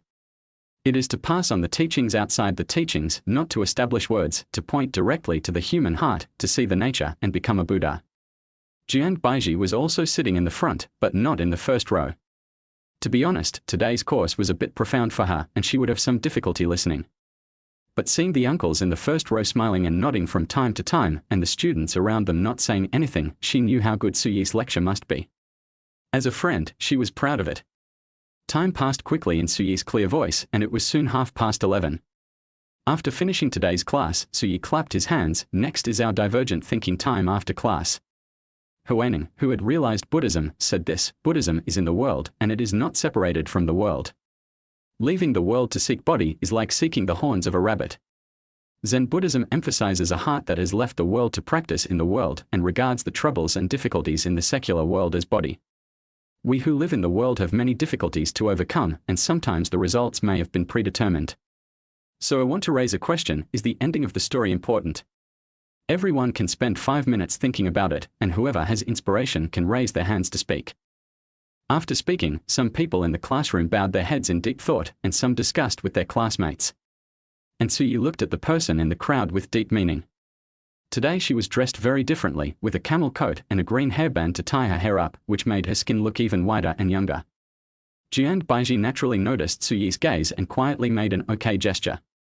Just kidding, the teacher had already given the questions yesterday. She had been thinking about it for a whole day, so she would definitely not let him down. Suyi smiled slightly as a response.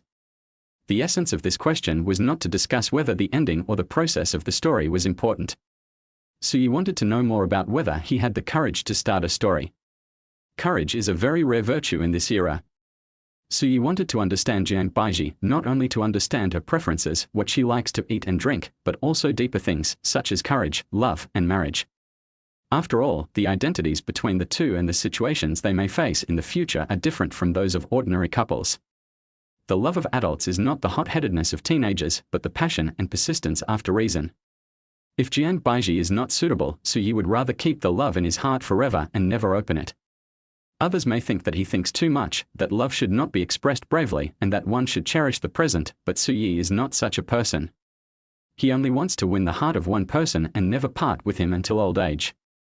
The raised hands of the students in the audience woke Suyi up from his contemplation, and he signaled the students to answer. Professor, I think the ending of the story is more important. Not everyone can do things with a detached heart. In fact, we have a goal in everything we do. Studying is to go to a good university, and applying for a job is to find a good job. And the goal, or the ending of doing things, will also stimulate us to work harder. The ending has extraordinary significance for us. As soon as the student sat down, someone else stood up and spoke. I think the process is more important. Take death as an example. Each of us will die. This cannot be changed. Should we do nothing just because we are bound to die? If this is the case, human civilization would have died long ago. But when we enjoy life, discover beauty in the process, pass on knowledge, invent and create, even if we still die, the meaning of life is completely different. The speeches of students one after another made the atmosphere very lively. Jian Baiji was clearly prepared, but she didn't know why she was still a little flustered. Until Suyi pointed to herself, who raised her hand, she felt her heart jump to her throat in an instant. But when she really stood up, she was very calm. None of the classmates felt unusual, only Suyi's expectant eyes and Shinyi's teasing eyes in the first row were a little strange. Teacher Su, as you said, we are bound to have difficulties and troubles in the secular world, so in my opinion, this question is not about the process and the ending, but about courage. Oh, this classmate directly asked the question, what do you think? At this moment, no one knew how excited Suyi was, so excited that his voice, which was deliberately controlled, was trembling. The person you like happens to understand you, there should be nothing happier than this, right? When we were young, I think each of us had courage, but as we got older, we gradually understood that many things were powerless to change in the secular world. But is it really impossible to change? I think it's just because we lost our courage. Many times, even if we do it, most of us will lose, rarely win, be confused, and be suppressed. But this process is enough to become a bright light in the darkness of our lives. So if I need to give an option for Teacher Su's question, I will choose the process. Suyi applauded first, and the audience also applauded. This is a great answer. People who have no feelings may not have experienced it yet, but those who have experienced it will be a good comfort. Very good speech. I see Director Shin applauded very hard. Do you want to stand up and speak? Amid the applause around, Sunny pointed at Suyi unhappily. What can you do for your junior brother? Of course, you have to spoil him. The speech of the female student just now is really good. I was inspired and thought of a passage from To Kill a Mockingbird. I would like to give it to all the students. Courage is when you know you will lose before you start, but you still have to do it, and you must stick to it no matter what. You rarely win, but sometimes you will. Even if you know that a good ending will not always come to me, you still choose to love and persist. You will also be suppressed by the confusion along the way and can't raise your head, but there will always be a moment of light that belongs to you. I ran for a long time without seeing the finish line of the race, but the wind blew the bell, which was enough to confirm those unknown traces. The whole audience applauded. Chapter 12. Something is wrong with you. On the third floor of the restaurant, the staff dining area. When Suyi returned to the reserved private room with the steamed buns, he saw Jiang Baiji eating heartily. However, Suyi was no longer surprised. After spending the past few days together, he probably understood that this old classmate was probably the legendary foodie. Suyi, the braised chicken in your school is so delicious. I will miss it if I can't eat it in the future.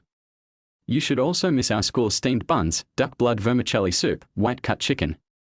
Jiang Baiji took the steamed buns handed over by Suyi and waved his hand to interrupt. We are still good friends even if we don't say it.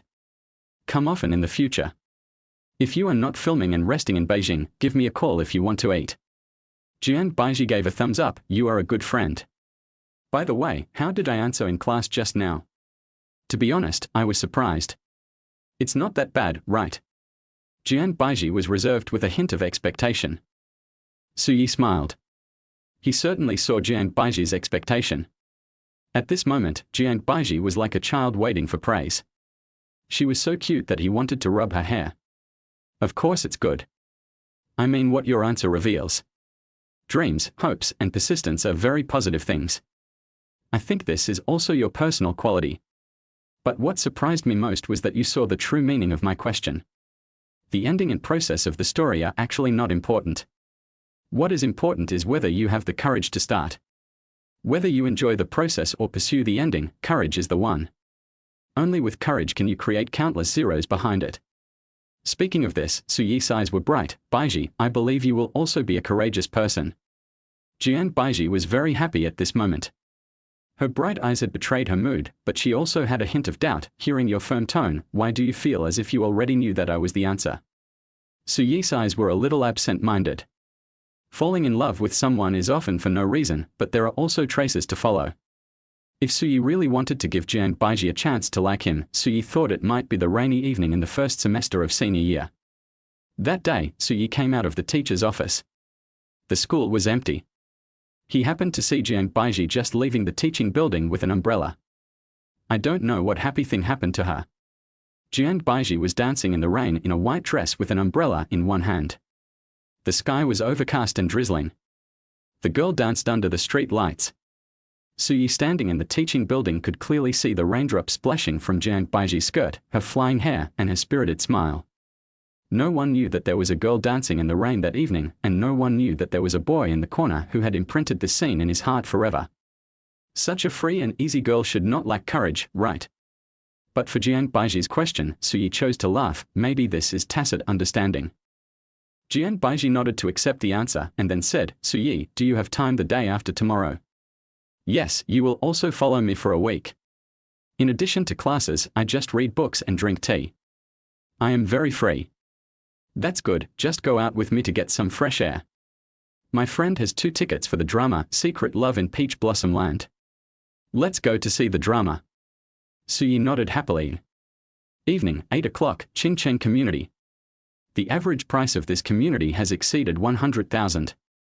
In this place where every inch of land is valuable, Jiang Baiji, who had just taken a shower, was choosing clothes to go out the day after tomorrow in his huge cloakroom. Even though the second sonata in a minor was still playing in the living room, Jiang Baiji still heard the movement at the door. However, if there were old classical music drivers at this time, they would be surprised why Jiang Baiji listened to Bach. It is well known that listening to Bach can resist excitement. Jiang. I'm back, are you surprised? Jiang Baiji said that she was not moved at all by her best friend and assistant Zhao Wanning who appeared at the door, and she couldn't even disturb her from matching clothes. Jiang, what's your attitude? You don't love me anymore. Love. Didn't I tell you to stay home with your parents more? I'm not in a hurry for you to come back. Perfunctory. Zhao Wanning snorted, but still directly touched Jiang Wanning's arm. Jiang, baby, you just took a shower, you smell so good. Jiang Baiji pushed away her best friend's sniffing face and said, talk nicely. I'm worried about you. After all, you are my boss. How can I bear to let my boss be alone here? What if some little green tea girl takes you away while I'm away? Wouldn't I lose both my money and my life? Nonsense, don't worry, no one is trying to snatch me from you. Zhao Wanning smiled contentedly. Tonight is the first day back, I'll sleep with you and you can stay at my place tomorrow. Speaking of this, Zhao Wanning paused, but why are you still matching clothes so late? Is there any important event tomorrow? I don't remember, it's on the itinerary. No itinerary, I'm going to see a play with a friend the day after tomorrow afternoon, and I can't sleep anyway, so I'm thinking about what to wear that day. A man. Zhao Wanning immediately smelled the smell of gossip. When she saw Jiang Baiji nodded, Zhao Wanning's fatigue from the journey suddenly disappeared, and excitement rushed into her mind. 10 bucks couldn't calm her excitement at this moment. Who is it? Do I know him? What's his name? How old? Is he handsome? Faced with the questions that sounded like machine guns, Jiang Baiji chose to interrupt mercilessly. Sister Lu introduced me to a professor who wanted to experience college life. We get along well, just ordinary friends. That is, Zhao Wanning didn't know the information of her blind date, otherwise she wouldn't have said it. After all, blind dates are too social. But she didn't mention that she and Suyi were old classmates, otherwise, just based on how many idol dramas this girl had watched, I don't know what strange things she would imagine. Sure enough, Zhao Wanning's excitement was reduced by half after hearing this, but she seemed to be excited again as if she remembered something. This is not right. I've been with you for so long, but I've never seen you look at any man differently. We are meeting the day after tomorrow, but you're thinking about what to wear today. You're not right. Jiang Baiji felt a little embarrassed after being exposed. She probably had something special for Suyi. Because she entered the industry very early and became famous with a play, she didn't have many friends in life. Later, she made some friends, most of whom had status bonuses, so it was difficult to really open up to each other. Suyi is different. He is a fellow villager and an old classmate. He gets along with her sincerely. The most important thing is that it is comfortable to stay with Suyi. Suyi is gentle, knowledgeable, considerate and respectful, which makes her feel like she can be herself. Not talking, do you admit it? Zhao Wanning said proudly. Jiang Baiji turned around and pretended to pack clothes. This professor is real and knowledgeable. I respect him very much. You can joke in front of me, but don't say anything nonsense in front of the professor. Last time he invited me to listen to crosstalk. This drama is a return invitation. Then I couldn't sleep at night, so I took out the clothes in advance. It must be said that Jiang Baiji's calm tone is very convincing, and Zhao Wanning also knows Jiang Baiji's temper and knows that her good friend respects people with ability. So Zhao Wanning was immediately bluffed. Jiang, I know, don't worry. Jiang Baiji let out a breath calmly and finally fooled it. But he didn't notice Zhao Waning's glowing eyes behind him. Chapter 13 Love is the Fall of Free Will. At 9:30 in the morning, Suyi's office. Jiang Baiji walked in with ease, then picked up a book and leaned on the sofa to read. The book was A Love in the Time of Cholera, recommended by Suyi. This is a book about waiting, telling the story of the hero and heroine who waited for more than half a century and finally reaped love. This series of actions fell into Zhao Waning's eyes. Something was wrong. Experiencing life is fine, but getting up at 8 o'clock is too inconsistent with the character. As a best friend who has been together for more than 10 years, she knows Jiang Baiji's habit of sleeping in when she is on vacation. Reading is fine, but as for running to this office to see, isn't the action of getting on the sofa too skilled? Zhao Waning chose to continue observing and didn't complain. After all, today she was curious about the appearance of the highest institution of learning, so Jiang Baiji was willing to bring her here. But it must be said that Zhao Waning is getting more and more curious about this professor. About half an hour later, the door was gently pushed open. Suyi appeared in front of the two of them with 2 pillows, and Zhao Waning subconsciously looked at him. First impression, capable and clear. He is not as handsome as the male stars in the entertainment industry, but very masculine, and the most important thing is his eyes, which are bright and energetic. There are also some other things, experience, knowledge, which look very bright.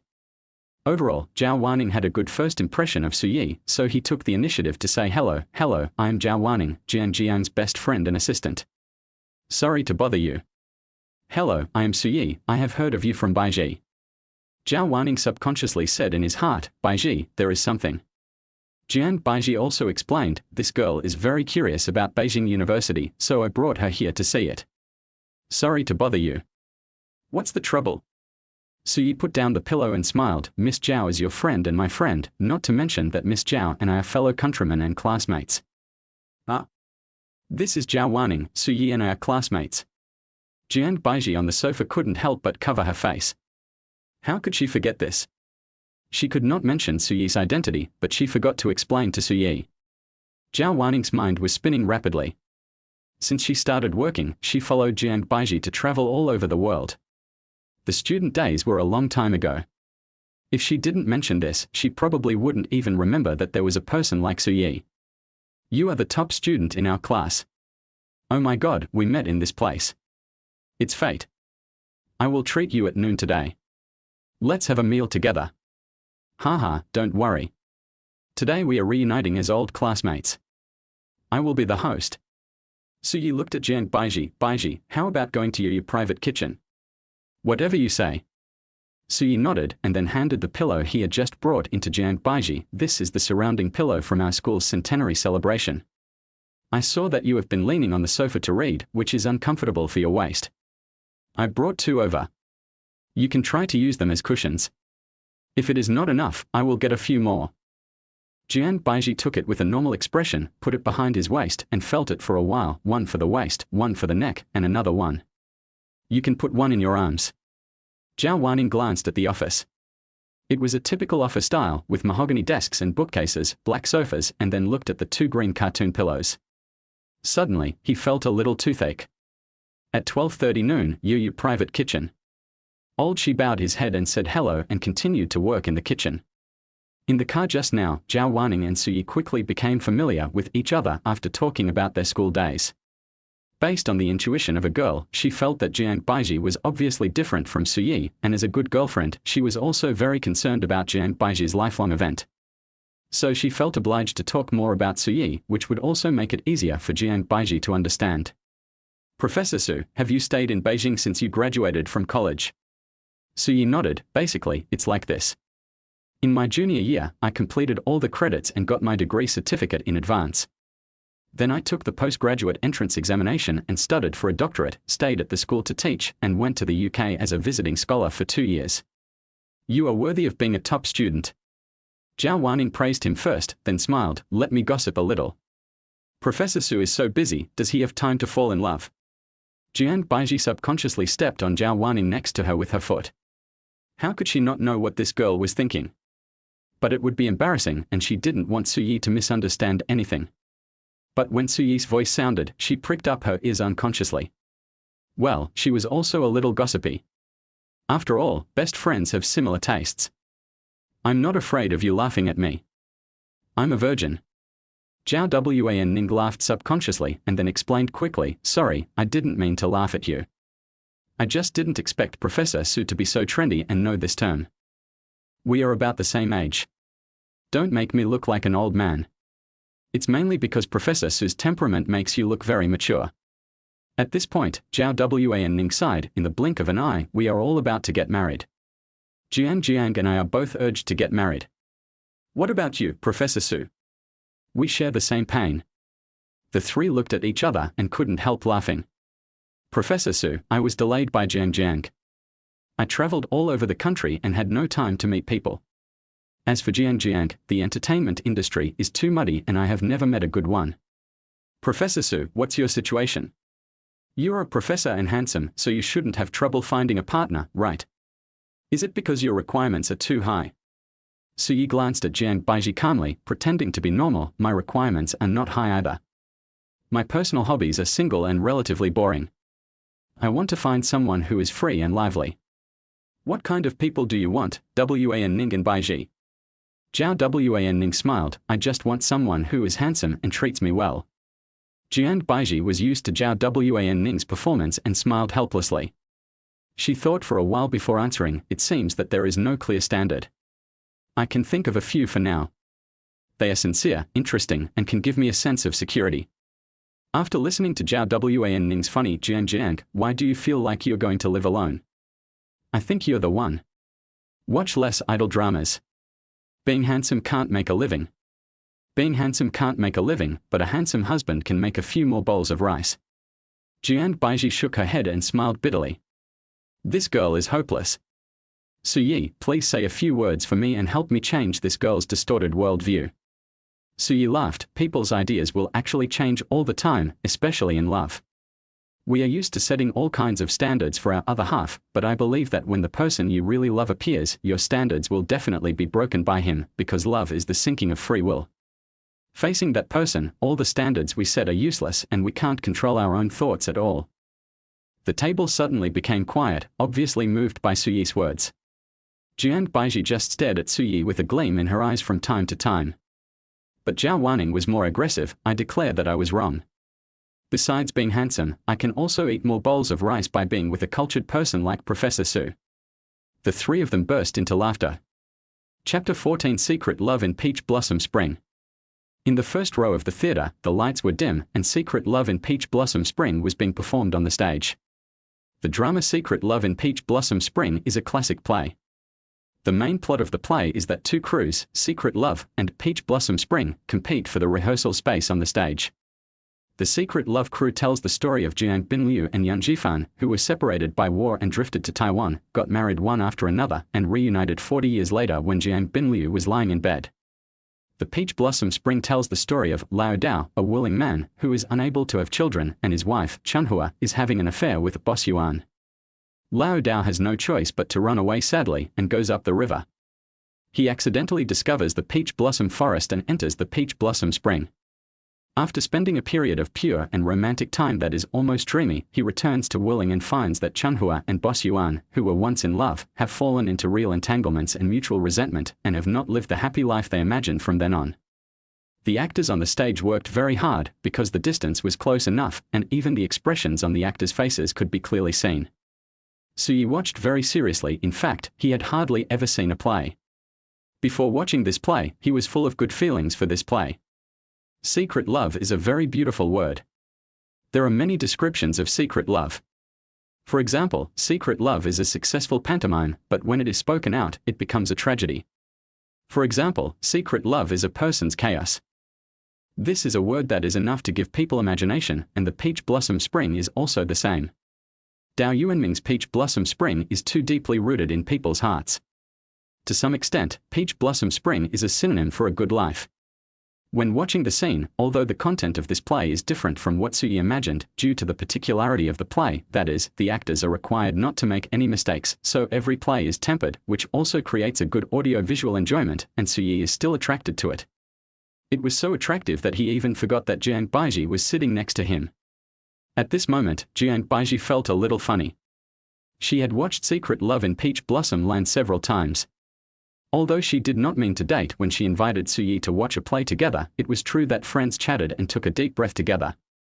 She had thought about Suyi's reaction, but she never thought that Suyi would be so devoted that he would not even bother to say a word to her. But thinking carefully about Suyi's style these days, this seemed to be something unexpected and expected. To be honest, Jiang Baiji wanted to take a photo of Suyi at this moment because this person was really too cute. In this play, Jiang Baiji raised the corners of her mouth throughout the play, not because of the play, but because of Suyi. Suyi woke up from his immersion only when the actors on the stage bowed to thank him. Suyi suddenly realized that he had actually watched a play with Jiang Baiji. Things that he had never dared to think about before would actually come true at this moment. Jiang Baiji flew away like a butterfly back then, but she didn't expect to fly back one day.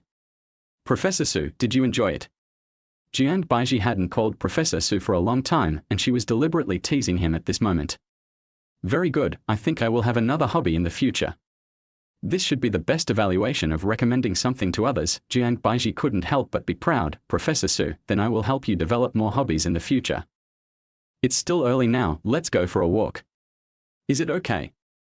Why not? I have good disguise skills, no one will recognize me. The two left the theater and came to the nearby pedestrian street. Suyi was really interested in dialogue drama, and the topic naturally leaned towards it. Baiji, is there really no stage accident in drama? How is it possible? There are still people who forget their lines.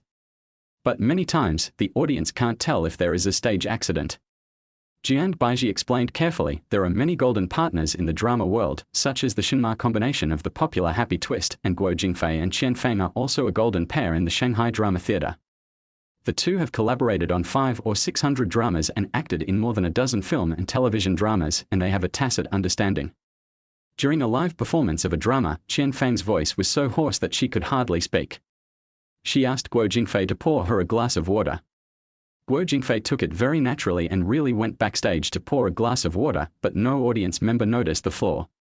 Suyi was amazed, how well these two people understand each other. Then let me see how well we understand each other. Jiang Baiji's voice was a little playful. In the drama of Secret Love in Peach Blossom Spring, do you think I like the Secret Love part or the Peach Blossom Spring part more? Suyi was stunned. He didn't expect Jiang Baiji to ask such a question. Two stories, one is waiting for love, and the other is looking for life. For Suyi, he likes the secret love part more. We are so insignificant in the background of the times, just like duckweed on the water, easily blown away.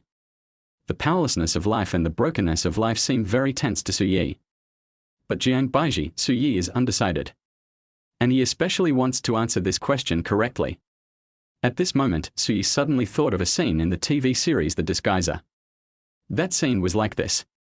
Passing by a movie theater, there were two movies, Mulan and Legend of the White Snake. The male protagonist Ming Tai guessed that the female protagonist Cheng Jinyan liked the movie Mulan more because Cheng Jinyan was a determined warrior and would naturally like the heroic Mulan. But Cheng Jinyan told Ming Tai that she liked Legend of the White Snake because Bai Niang was willing to go through mountains and seas for the one she loved. Ming Tai guessed wrong, but at the end of the story he and Cheng Jinyan were still together. Suyi's heart instantly settled down, and he slowly spoke, in fact, I like the secret love part very much. The powerlessness of reality and the love that spans the long river of time are certainly sad, but the long love is also very moving. In fact, there is another reason. Suyi also saw his own shadow in this drama, the powerlessness at the beginning, and the secret love that spanned 10 years. If you let me guess, I guess you will also like the secret love play. What's the reason? Jiang Baiji's face was expressionless. Suyi shook his head, I can't give a reason. If I have to say it, it's intuition. Did I guess right? After walking forward for several steps, when Suyi's face was a little nervous, Jiang Baiji suddenly turned back and smiled, your sixth sense is more accurate than mine. Suyi relaxed at once, but he was also very curious, what's the reason? There may have been many reasons before, but if you ask me now, it may be influenced by the book you recommended, Love in the Time of Cholera. This book has a good ending, and the ending of Secret Love is not good, but for me, I think love needs to wait, this point really touches me. Suyi nodded, inexplicably happy. What are you laughing at? Nothing, how long do we have to walk? How about walking until we meet the restaurant we want to eat, or until our feet hurt? Okay. Chapter 15 I like chatting with him. A long time ago, Oppo mobile phone had an advertising slogan called, "No matter how big the world is, it is not bigger than my size 36.5 footsteps." But it turns out that the world is still big enough. An hour later, Jiang Baiji chose to enter a Western restaurant. "What do you want to eat?"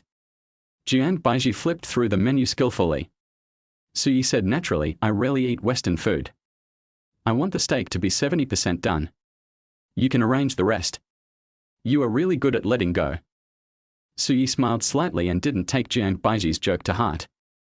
Once upon a time, it was a test for Suyi to take the initiative to enter a relatively well-decorated restaurant. It was a kind of embarrassment that would not be conscious even if the wallet was full, and it was an embarrassment of the soul. Now, Suyi can say frankly that he has never eaten Western food. In fact, this is not a big deal, and others will not care, but only Suyi understands the practice in it. For a moment, Suyi also thought that it might be a good thing that he didn't start with Jiang Baiji at the beginning. At that time, he was not confident enough, but now it is just right. "Baiji, what's the story of your new play?" "Curious." Suyi nodded. In fact, he paid close attention to Jiang Baiji. Suyi had seen almost all of her works. If she just played a university professor, it shouldn't be a problem with Jiang Baiji's acting skills. Even if she was dedicated, she wouldn't have to spend a month to experience life. "I thought you only knew how to study academics, but I didn't expect you to pay attention to film and television works. Then you are one-sided." "In fact, I like watching movies, especially old movies." Suyi said, "A movie usually contains the director's view of the world or some kind of thinking, but it is very natural to express it in about 2 hours. In my opinion, a movie is a world which is worth savoring carefully." "Okay, I am one-sided." Jiang Baiji looked defeated and then said seriously, "The new movie is probably a farewell story." "How do you say it?" As a university professor, the heroine found out that she was in the late stage of the disease after a big quarrel with her husband and daughter, and she only had 3 months to live. The heroine did not hysterical after knowing the result. She didn't do anything crazy. Knowledge and respectability made her accept the result quickly, and then she began to say goodbye to her children, husband, and parents quietly in her own way. But one day, she suddenly realized whether a unilateral farewell was too selfish. She chose to tell the people around her about the result of her illness. She believed that as long as there was enough time to prepare for the farewell, both parties would have no regrets. At this moment, the people around her understood the abnormal behavior of the heroine some time ago. Some people wanted the heroine to continue treatment, and some people wanted to help the heroine fulfill her wish, but in the end, they all chose to live the last days well and say goodbye well under the heroine's calm attitude. As long as there are enough farewells, there will be no regrets when leaving. Suyi took a deep breath. "This is a great story." "How's the story?" "Very good, there are almost no movies of this type in my country. There are 3 kinds of education that have always been scarce in our country, namely love education, death education, and sex education. We are ashamed to express love, regard death as painful and ominous, and regard sex as taboo. If this movie is released, I even suggest that many adults take their children to watch it and tell them that death is just a peaceful farewell." After you said that, it seems to be true. Suddenly I feel that this movie is very meaningful. Suyi nodded. "This will be a meaningful movie, and similar stories, as we all know, there is Coco in the United States, which tells us that the real death is that everyone forgets you. There is also a long-standing story in Western Europe, from Denmark, called A Grandpa Becomes a Ghost. The little boy's grandfather died and he couldn't understand death. Mom told him that Grandpa turned into an angel and went to heaven, but he couldn't imagine what heaven looked like. Dad told him that Grandpa would turn into soil and then slowly disappear, but he couldn't imagine what Grandpa looked like when he turned into soil. The book said that if a person forgets to do one thing when he is alive, he will become a ghost after he dies. One night, Grandpa came back as a ghost and told the little boy that he forgot something very important. Then the little boy helped Grandpa try to find memories, look at old photos, travel around the town, go to many places he had been to, and recall many beautiful things in the past. Finally, Grandpa told the little boy, "I forgot to say goodbye to you." After a long time, Jiang Baiji pulled herself out of Suyi's story. She was actually a very emotional person, not to mention such a beautiful story. "I don't know how to describe my feelings, but if I have children in the future, I would like to tell this story to my children. Your movies will also have such an effect in the future." "Why, I'm suddenly very stressed." Suyi shrugged innocently, "I'm just expressing a friend's good wishes." Jiang Baiji snorted in a pretentious way and then drank the red wine in the glass heroically. Watch it, I will definitely play this play well. It was already 10 o'clock in the evening when she returned home. Jiang Baiji threw her shoes on the ground casually and walked barefoot to the wine cabinet. In fact, she drank a little too much tonight and was a little tipsy at the moment, but she still felt unsatisfied. Shaking the red wine glass, sipping the red wine into her mouth, leaning against the French window, looking at the traffic in the distance, Jiang Baiji felt very comfortable.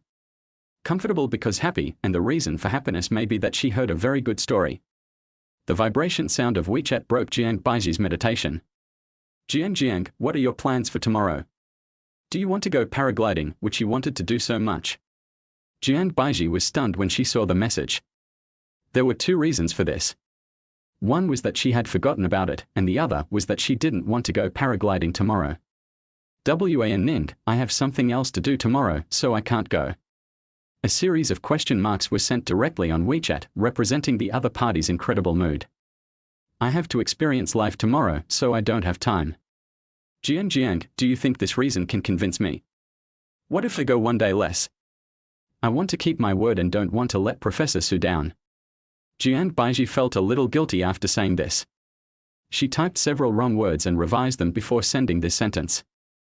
Zhao Ning on the other end of WeChat suddenly remembered a line from Farewell My Concubine for some reason. 1 day less, 1 hour less, 1 minute less, 1 second less is not a lifetime. She drove this strange thought out of her mind and typed teasingly, should we ask Professor Su to go with us? You can't just follow Professor Su to experience life all the time and let him follow you to experience life. Isn't this bad? Zhao Wanning screamed in the bed, and she knew something was wrong. But at this moment, she was too lazy to expose Jiang Baiji. What's wrong with it? It's more fun with more people. Okay, then I'll ask Professor Su if he's willing to go. When Jiang Baiji sent a text message asking for information, Su Yi replied with a yes in almost 1 second. Jiang Baiji was even happier. At this moment, she was sure that she was not happy because of the story, but because she was chatting with Su Yi. She was looking forward to tomorrow's chat. Chapter 16. Do you believe me? The winding mountain road leads to the paragliding base, and the speed is 70 miles per hour. I feel free and relaxed. I watched the movie The Bucket List again when I got home last night. This movie is about how two dying elderly people face death. Their way is to realize one wish after another and finally choose to reconcile and say goodbye to their families. In comparison, I prefer the way your new play handles it, and the peaceful farewell is also in line with the identity setting of the heroine. While driving, Su Yi chatted with Jiang Baiji, who was sitting in the passenger seat. Zhao Wanning, who was sitting in the back seat, couldn't help but ask, can you say something I can understand? Then what do you want to hear? Jiang Baiji asked with a smile. Zhao Wanning blinked. For example, why is Professor Su willing to come and play paragliding with us? Don't scholars spend their days writing papers and attending seminars? This is blatant prejudice. Su Yi deliberately said loudly, is the professor not an ordinary person? Can't he love sports? As soon as he finished speaking, the three of them burst into laughter at the same time. Su Yi was paying attention to the mountain road ahead and said with a smile, let's not talk about other people. In my opinion, speed and flying are the two ways to achieve a certain freedom in the process of getting rid of gravity. By the way, do you know the Isle of Mantidi? What is that? Zhao Wanning really didn't know. The most dangerous motorcycle race in the world, with a total length of 60 kilometers, has more than 200 bends, which means there is a bend every 300 meters on average, with an average speed of 200 kilometers h and a maximum speed of 330 kilometers h. During this process, you must concentrate fully, and if you are not careful, the machine will be destroyed and people will die. This is my favorite race. Wow, this made Jiang Baiji and the others stunned. Jiang Baiji looked sideways at Su Yi's steady face and said, Su Yi, you have this side of you. Then I have a lot of face. Su Yi laughed. He was not lying. He really liked motorcycle racing, especially the Isle of Mantidi, but that didn't mean he could ride a motorcycle. He liked it, but he was also a coward. He couldn't really ride a motorcycle. At most, he could just play ride on steam. But it is obvious that Jiang Baiji and Zhao Wanning both equate liking motorcycles with being able to ride one. It doesn't make sense that they like it so much and know it so well but can't ride one, right? Zhao Wanning looked as if she understood. No wonder you came when I invited you to go paragliding. It turns out you really like this sport. Although I have never tried paragliding before, I am very eager to do it. But I didn't expect that Baiji still likes paragliding after so many years. Jian Baiji showed a hint of confusion on her face. Where did this come from? Suyi thought for a few seconds it should be an English class in the 3rd year of high school. The English teacher asked us to describe our holiday trips in English. I remember Baiji said that she went paragliding during the holiday. No way, Professor Su, you still remember something that happened after such a long time.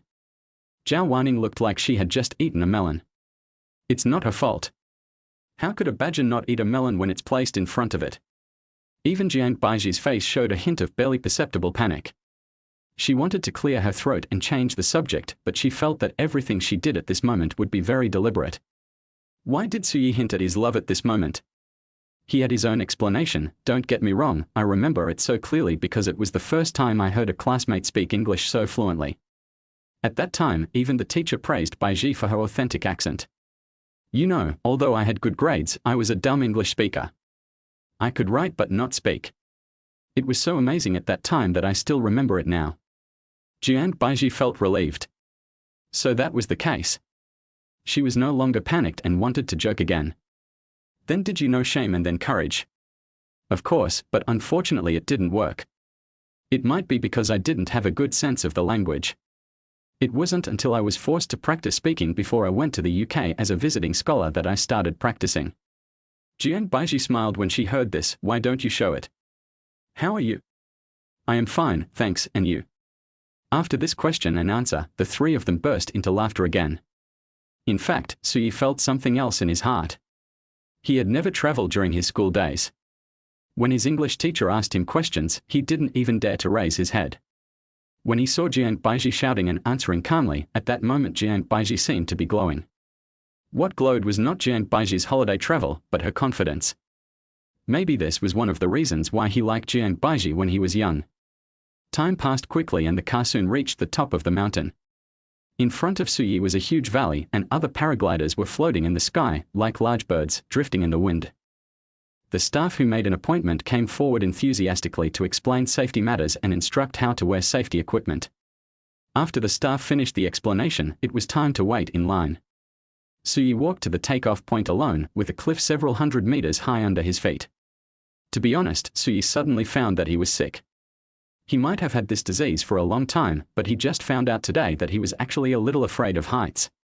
To exaggerate a little, Suyi felt that his legs were weak at this moment. Suyi, how are you? I noticed something was wrong with you just now. You were absent-minded when the staff was explaining. Jian Baiji walked to Suyi's side without her knowing. Fine. If you prick Suyi with a needle now, you will find that the only thing on Suyi's body is its hard mouth. Are you afraid of heights? Jian Baiji asked in a low voice. Suyi's smile was a little ugly. I'm just a little afraid of death, but it's okay. I just need to prepare myself mentally. And I see there's a coach with me. As long as I don't move around, I'll be controlled by the coach throughout the flight. Professor Su, are you scared? Zhao Wanning appeared at some point. Jian Baiji glared at her best friend and said, stop talking. Your first flight wasn't much better. If you don't allow me to say it, then don't say it. Why are you so fierce? I just wanted to tease Professor Su. Baiji, don't mention Wan Ning. I am indeed a little scared, but I will be fine after a while. Suyi was not trying to show off. He was a little afraid of heights, but he could adjust. He really wanted to try paragliding. Flying, that was a dream engraved in human genes. From the ancient worship of immortals to modern spaceflight, people have always been pursuing flying, and Suyi was no exception. What he said in the car just now was also true. He really believed that only flying and speed could make the soul free at a certain moment, and the moment of getting rid of gravity, the mind would be free of distractions. Not reluctantly. Not reluctantly. Jian Baiji looked into Suyi's eyes, which were clear and calm. She was sure that Suyi was not gritting his teeth to hold on for the sake of so-called face, but was really sure and really wanted to try. In this case, Jian Baiji suddenly smiled. Suyi, do you believe me? Of course I do. Then why don't I take you flying later? You won't be so nervous if you have someone familiar with you. Suyi was a little surprised, but he didn't hesitate at all. Okay. Hearing this, Jiang Baiji's eyes suddenly curved into two bright moons. Zhao Wanning standing by was stunned. It was clearly a movie for three people, so why did she suddenly feel so redundant? Chapter 17 Very cute. 5, 4, 3, 2, 1, jump. A feeling of weightlessness quickly hit Suyi, but the next second he could feel the paraglider immediately rising under the influence of the airflow. There is a French movie called Give Me Wings. In the story, a little boy flies a light plane alone to protect birds across thousands of miles through Germany, Denmark, and to the Arctic Circle. Along the way, he flies over mountains, seas, lakes, forests, clouds, and sees the sunrise. Watching this movie at that time gave Suyi a deep feeling. It was also because of this movie that Suyi also looked forward to the day when he could fly a flying vehicle alone and see the world from a different perspective. But I never expected that when this day came, I wouldn't even dare to open my eyes. Suyi dared to guarantee that his body was stiffer than a zombie at this moment. I don't know how long it took, maybe a few minutes, or maybe just a minute. Jiang Baiji's exclamation in his ear slowly gave Suyi courage, and he slowly opened his eyes. In the field of vision, the forest that seemed sparse when I climbed the mountain turned out to be lush and green from the sky. The houses and people below were so small, and the breeze blowing across my cheeks felt so comfortable. Suyi suddenly remembered a sentence he had read a long time ago, knowing that it is impossible to obtain it suddenly, I entrust my feelings to the sad wind. He did not understand it before, but now he understands it. The ancients entrusted their sorrows to the wind and let it take them away. But now the wind took away his fear. The breeze caressed his cheeks, and he felt particularly empty and comfortable in his heart. Isn't it a completely different feeling to look at the ground from the sky? Jiang Baiji had been paying attention to Suyi's reaction. When she saw Suyi open his eyes and start to appreciate, she started to communicate. Yes, it's shocking, but I think it should be this way. No wonder people are so eager to fly. Cherish it, we only have 15 minutes. Once the airflow weakens, we will land. Jiang Baiji said with a smile while controlling the paraglider. Upon hearing this, Suyi nodded and subconsciously reached into his pocket. The slight movement caused the paraglider to shake slightly. What you up to? Are we safe? Safety. As an experienced driver, Jiang Baiji was not panicked, but was really curious. It was easy to tell from Suyi's expression that Suyi was still very scared, but he had the courage to support himself to see the scene below. But even in this situation, Suyi still wanted to take action. Then I'm relieved. I just want to take out my phone and play a song. It won't cause any trouble, right? For a moment, Jiang Baiji was dumbfounded, and the words in her mouth were completely subconscious. It doesn't matter, but why play a song? Don't you think there's a lack of background music at this moment? Jiang Baiji. But looking at Suyi's clumsy and stiff way of holding the phone, Jiang Baiji was speechless and wanted to laugh. What kind of person is this? As I approach the distance of 30,000 feet, my longing for you is like an attraction that sticks to my body. I hide at the bottom of the clouds at 30,000 feet, and every time I foray through the turbulence. The sound of music passed through the clouds, and even the birds passing by couldn't help but look up in surprise. When the prelude of the music sounded, Jiang Baiji recognized what song it was, 30,000 Feet by Dick Cowboy. For some reason, Jiang Baiji felt passionate when listening to this love song. Suyi, get ready. What? I love this music. The next moment, the paraglider suddenly began to dive, and Suyi could clearly see his feet stepping over the treetops. He never expected that the skill of flying on leaves that he dreamed of when watching martial arts movies as a child would actually come true. Suyi watched himself step over the treetops one after another, and just when he thought it was good enough, the paraglider suddenly rose up again. Wow, his Qinggong was upgraded directly to Wudang Tiyunzong, and he flew directly into the air. To be honest, Suyi kind of regretted playing the BGM. But through his peripheral vision, looking at Jiang Baiji's excitement, he felt that this was the real Jiang Baiji, the girl dancing in the rain in his impression. That rainy day, he was fascinated by the girl. Today, he is still fascinated by this girl, she is still passionate and free. Jiang Baiji was really happy, so happy that she wanted to scream. She had also played paragliding before, but she had never been as happy as today. Was it because there was no background music? But at this moment, she didn't want to think too much, she just wanted to enjoy it. Time passed quickly and the paraglider gradually became parallel to the ground. Under Jiang Baiji's control, they fell steadily into the sand pit, and both of them fell flat on their faces. Suyi, how do you feel? Suyi cooperated with the staff to take off his equipment while thinking. At this moment, he has returned to his normal state, calm and steady. When I was a kid, I watched a movie called A Moment of Romance. In the movie, Andy Lau rode a motorcycle with Jacqueline Wu, who was wearing a wedding dress, and they traveled through the deserted streets at night. I thought it was very romantic, and that scene has remained in my mind until now. I think the way we flew just now is comparable to that scene, but there is only one flaw. What? Other places have men riding women, but in my case it's women riding men. It really destroys the beauty, Suyi said while pretending to sigh. Jian Baiji found it funny and pointed at the sky, teasing, Suyi, I still like the way you looked in the sky just now. Although you were a little bit timid, you were much cuter than now. Although Suyi knew that Jian Baiji was joking, he still felt a little happy in his heart. He didn't know how to respond when he was confused, so he could only change the topic awkwardly. Do you feel that we are missing someone? If Zhao Wanning were here, she would definitely say thank you. It seems that I am just a tool. She only remembered me when her time was up. In Jian Baiji's eyes, Suyi's change of topic at this moment was clearly a sign of being stubborn, but Jian Baiji did not find it annoying. Instead, she felt that Suyi was even more adorable. How could such a knowledgeable professor actually have such a side to him? It's not just that he's being tough. Just now in the sky, someone was so scared that he kept holding her legs tightly. Seeing how cute the professor was, Jian Baiji decided to let Suyi go. She looked up at the sky and asked, is Wan Ning still flying in the sky? Look and see which one is her. Suyi looked up at the sky seriously and said, I didn't see her. Do you want us to go to the restaurant to rest for a while and wait for her there? Okay, I'll send her a message later. At this moment, Zhao Wanning, who was on the paraglider and saw the two people waving frantically, watched the two figures getting farther and farther away, and his face gradually became resentful. Chapter 18. There is always someone worrying about your love. In the restaurant, all the dishes have been served, but no one has started eating yet. Suyi and Jian Baiji knew they were in the wrong, and although Zhao Wanning looked angry, she was actually trying to take advantage of them. Look at you two. A living person of that size called out to you and waved at you, but you couldn't see it. You two are really amazing. Wan Ning, say it again, we really didn't mean it, we really didn't hear it at that time. Jian Baiji clasped her hands together, looking pitiful. What were you two talking about at the time? Why were you so engrossed?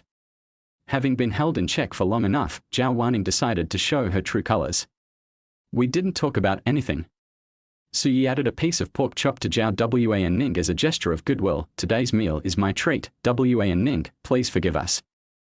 In fact, Suyi also understood that Zhao Wanning was not angry, but isn't this also a way for good friends to get along with each other? When did it become us? Zhao Wanning's eyes lit up. Jian Baiji frowned. Zhao Wanning, can you still eat properly? Okay, I won't say anything. As soon as the tiger showed its power, Zhao Wanning immediately chose to surrender, and by the way, she also found a way out for herself. These ribs are really delicious. Jian Baiji smiled helplessly. She really couldn't do anything about her best friend. She pretended to be angry just now because she was afraid that Zhao Wanning would say something shocking next. She and Suyi were like-minded friends at the moment, and they might even feel like confidants. But if she joked about the relationship between men and women, it would inevitably be awkward, and it would be difficult to get along with each other when they met again. Okay, let's all have a good meal. Suyi also laughed. But how could Zhao Wanning give up so easily? Professor Su, don't blame me for being curious. Last time we talked about the criteria for finding a partner, but in all these years have you really not met anyone who meets the criteria? Or have you really never been moved by the girls you met? As someone close to her, Zhao Wanning could clearly feel that Jian Baiji treated Suyi differently from other boys. She didn't necessarily want to bring the two of them together, but she wanted to help Jian Baiji understand Suyi better so that she could make a decision. Wan Ning, you are really gossipy. Suyi said with a smile. Zhao Wanning chuckled, it's not gossip, it's just that Professor Su is too outstanding. I'm really curious about how someone like you can't find a partner. How embarrassed are we?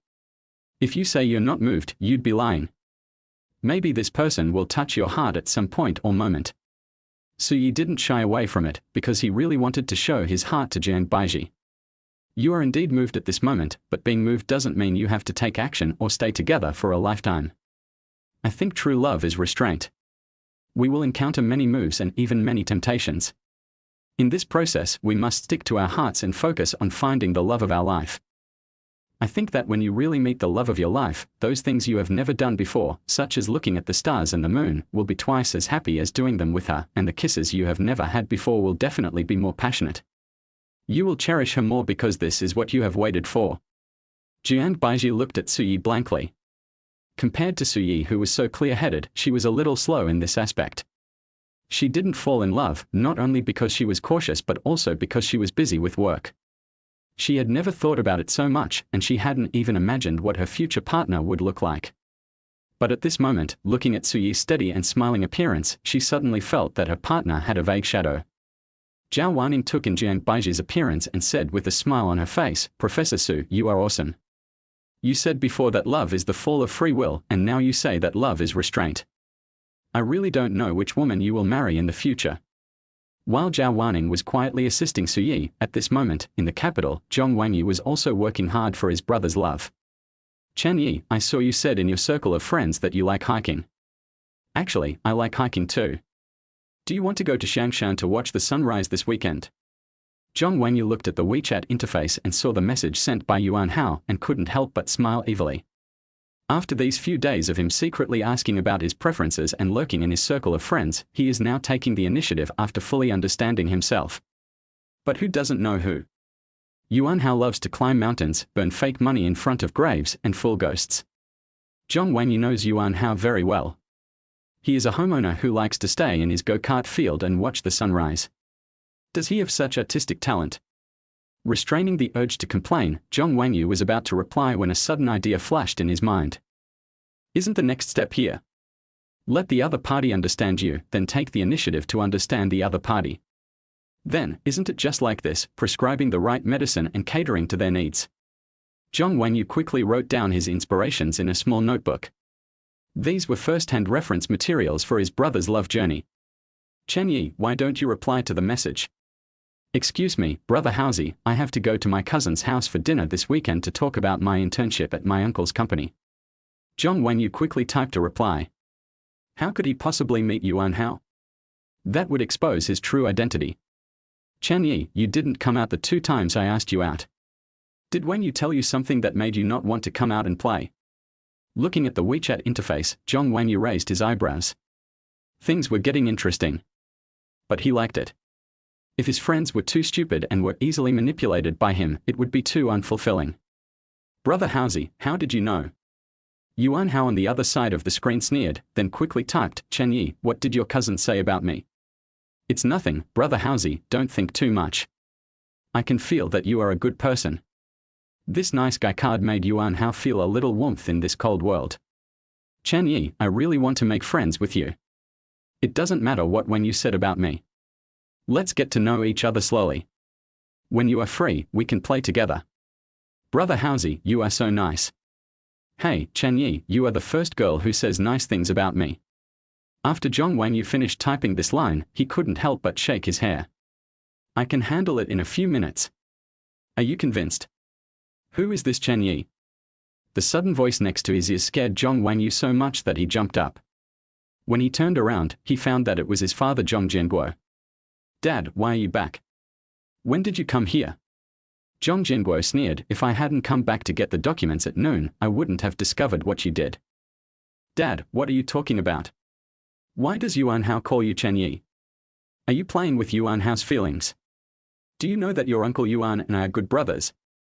Zhong Wangyu's legs went limp as he watched his father getting angrier and angrier. "Dad, listen to my explanation. Everything has its reasons." Zhong Jianguo threw the documents in his hand away, pulled a chair and sat down, spitting on the ground while unbuckling his belt. "You'd better give me a reasonable explanation, otherwise." Zhong Wangyu was already numb at this moment. He was already socially dead, but it seemed that he could not avoid a beating. What a sin. "Su Yi, if you can't handle this relationship, you'll be damn sorry to me." Chapter 19. People's joys and sorrows are not the same. Although the heater was on in the room, Zhong Wangyu still felt a little shiver. After listening to Zhong Wangyu's explanation of the whole story, Zhong Jianguo slowly put away the belt in his hand. However, Zhong Wangyu did not feel relieved. The past experience was really too painful, mainly painful. When I was 16 that year, I was standing like a minion just like I am now. To be precise, it was the eve of the start of the second half of the second year of high school. As we all know, it is easy to be emo at night, and it can also be understood that I was a little panicked because I didn't finish my holiday homework. That night, I don't know what was going on with me, but I suddenly felt that a cigarette would be more suitable for my current mood. So he stole a pack of cigarettes from Lao Zhong, and at 11 o'clock in the evening, he hid in the room and smoked. Then Lao Zhong suddenly appeared just like today, but I was very calm at that time. I somehow handed Lao Zhong a cigarette and helped light it myself. A moment later, 2 red dots appeared in the room, and Lao Zhong put down his belt just like he did now. But after smoking a cigarette, Lao Zhong started to beat himself with a belt. It was so painful. I don't know if it was the cigarette I lit that gave Lao Zhong the anger. In other words, you came up with this evil idea just to help Yeezy. Zhong Wanyu said carefully, "Dad, don't worry. Even if I do something stupid again, I won't play this kind of joke with my friends. It's all for Yeezy." Zhong Jianguo took a deep breath. Zhong Jianguo knew Suyi, and he was the one he was most satisfied with among his son's many friends. He often wondered why Suyi was not his son. But no matter how unpresentable the idiot is, it is still ours. Zhong Jianguo cleared his throat and said, "What are you going to do with Haozi? When are you going to end this relationship?" To be honest, Zhong Jianguo felt embarrassed to say this. How could he have such a wicked son? "Dad, this can't be stopped for a while. I still need to learn from this and give Yeezy some advice." "How dare you?" Zhong Jianguo glared. "Do you know that if Haozi really falls in love with you and finds out that you lied to him, he will think you are joking? You two can no longer be friends." "But..." "No buts, just cut it off immediately and then find a way to talk to Haozi yourself." Zhong Jianguo became angrier and angrier as he spoke. "I'm also confused. How could someone as smart as Yeezy fall for your tricks and believe your lies?" Zhong Wanyu chuckled. "Dad, maybe I am gifted. Stop smiling at me, this matter is over. If I find you doing something so perverted again, you'll have to see if my belt is hard enough." After watching his father leave, Zhong Wanyu collapsed on the sofa. This response had exhausted his energy. As for Haozi, he couldn't apologize, so he just let Zhong Chani disappear from the world. As for Suyi, he would find a way later. The most urgent task now is to tell Suyi about the next plan. Thinking of this, Zhong Wanyu quickly edited a message. "Lao Su, after understanding the other party, you must prescribe the right medicine, cater to his preferences and increase common points so that you can quickly gain his favor." A message quickly popped up on WeChat. "No rush." Zhong Wanyu was dumbfounded. "What the hell is not in a hurry? Do you know how much I have paid for you? I have used up all my dignity to get you the secret book, and you actually said you are not in a hurry." However, when Zhong Wanyu sent a series of messages and made a series of life-threatening calls, no one responded and they fell into oblivion. "How can you tolerate this?" Zhong Wanyu grabbed a piece of clothing and rushed out. At this moment, Suyi and his group were driving on their way back.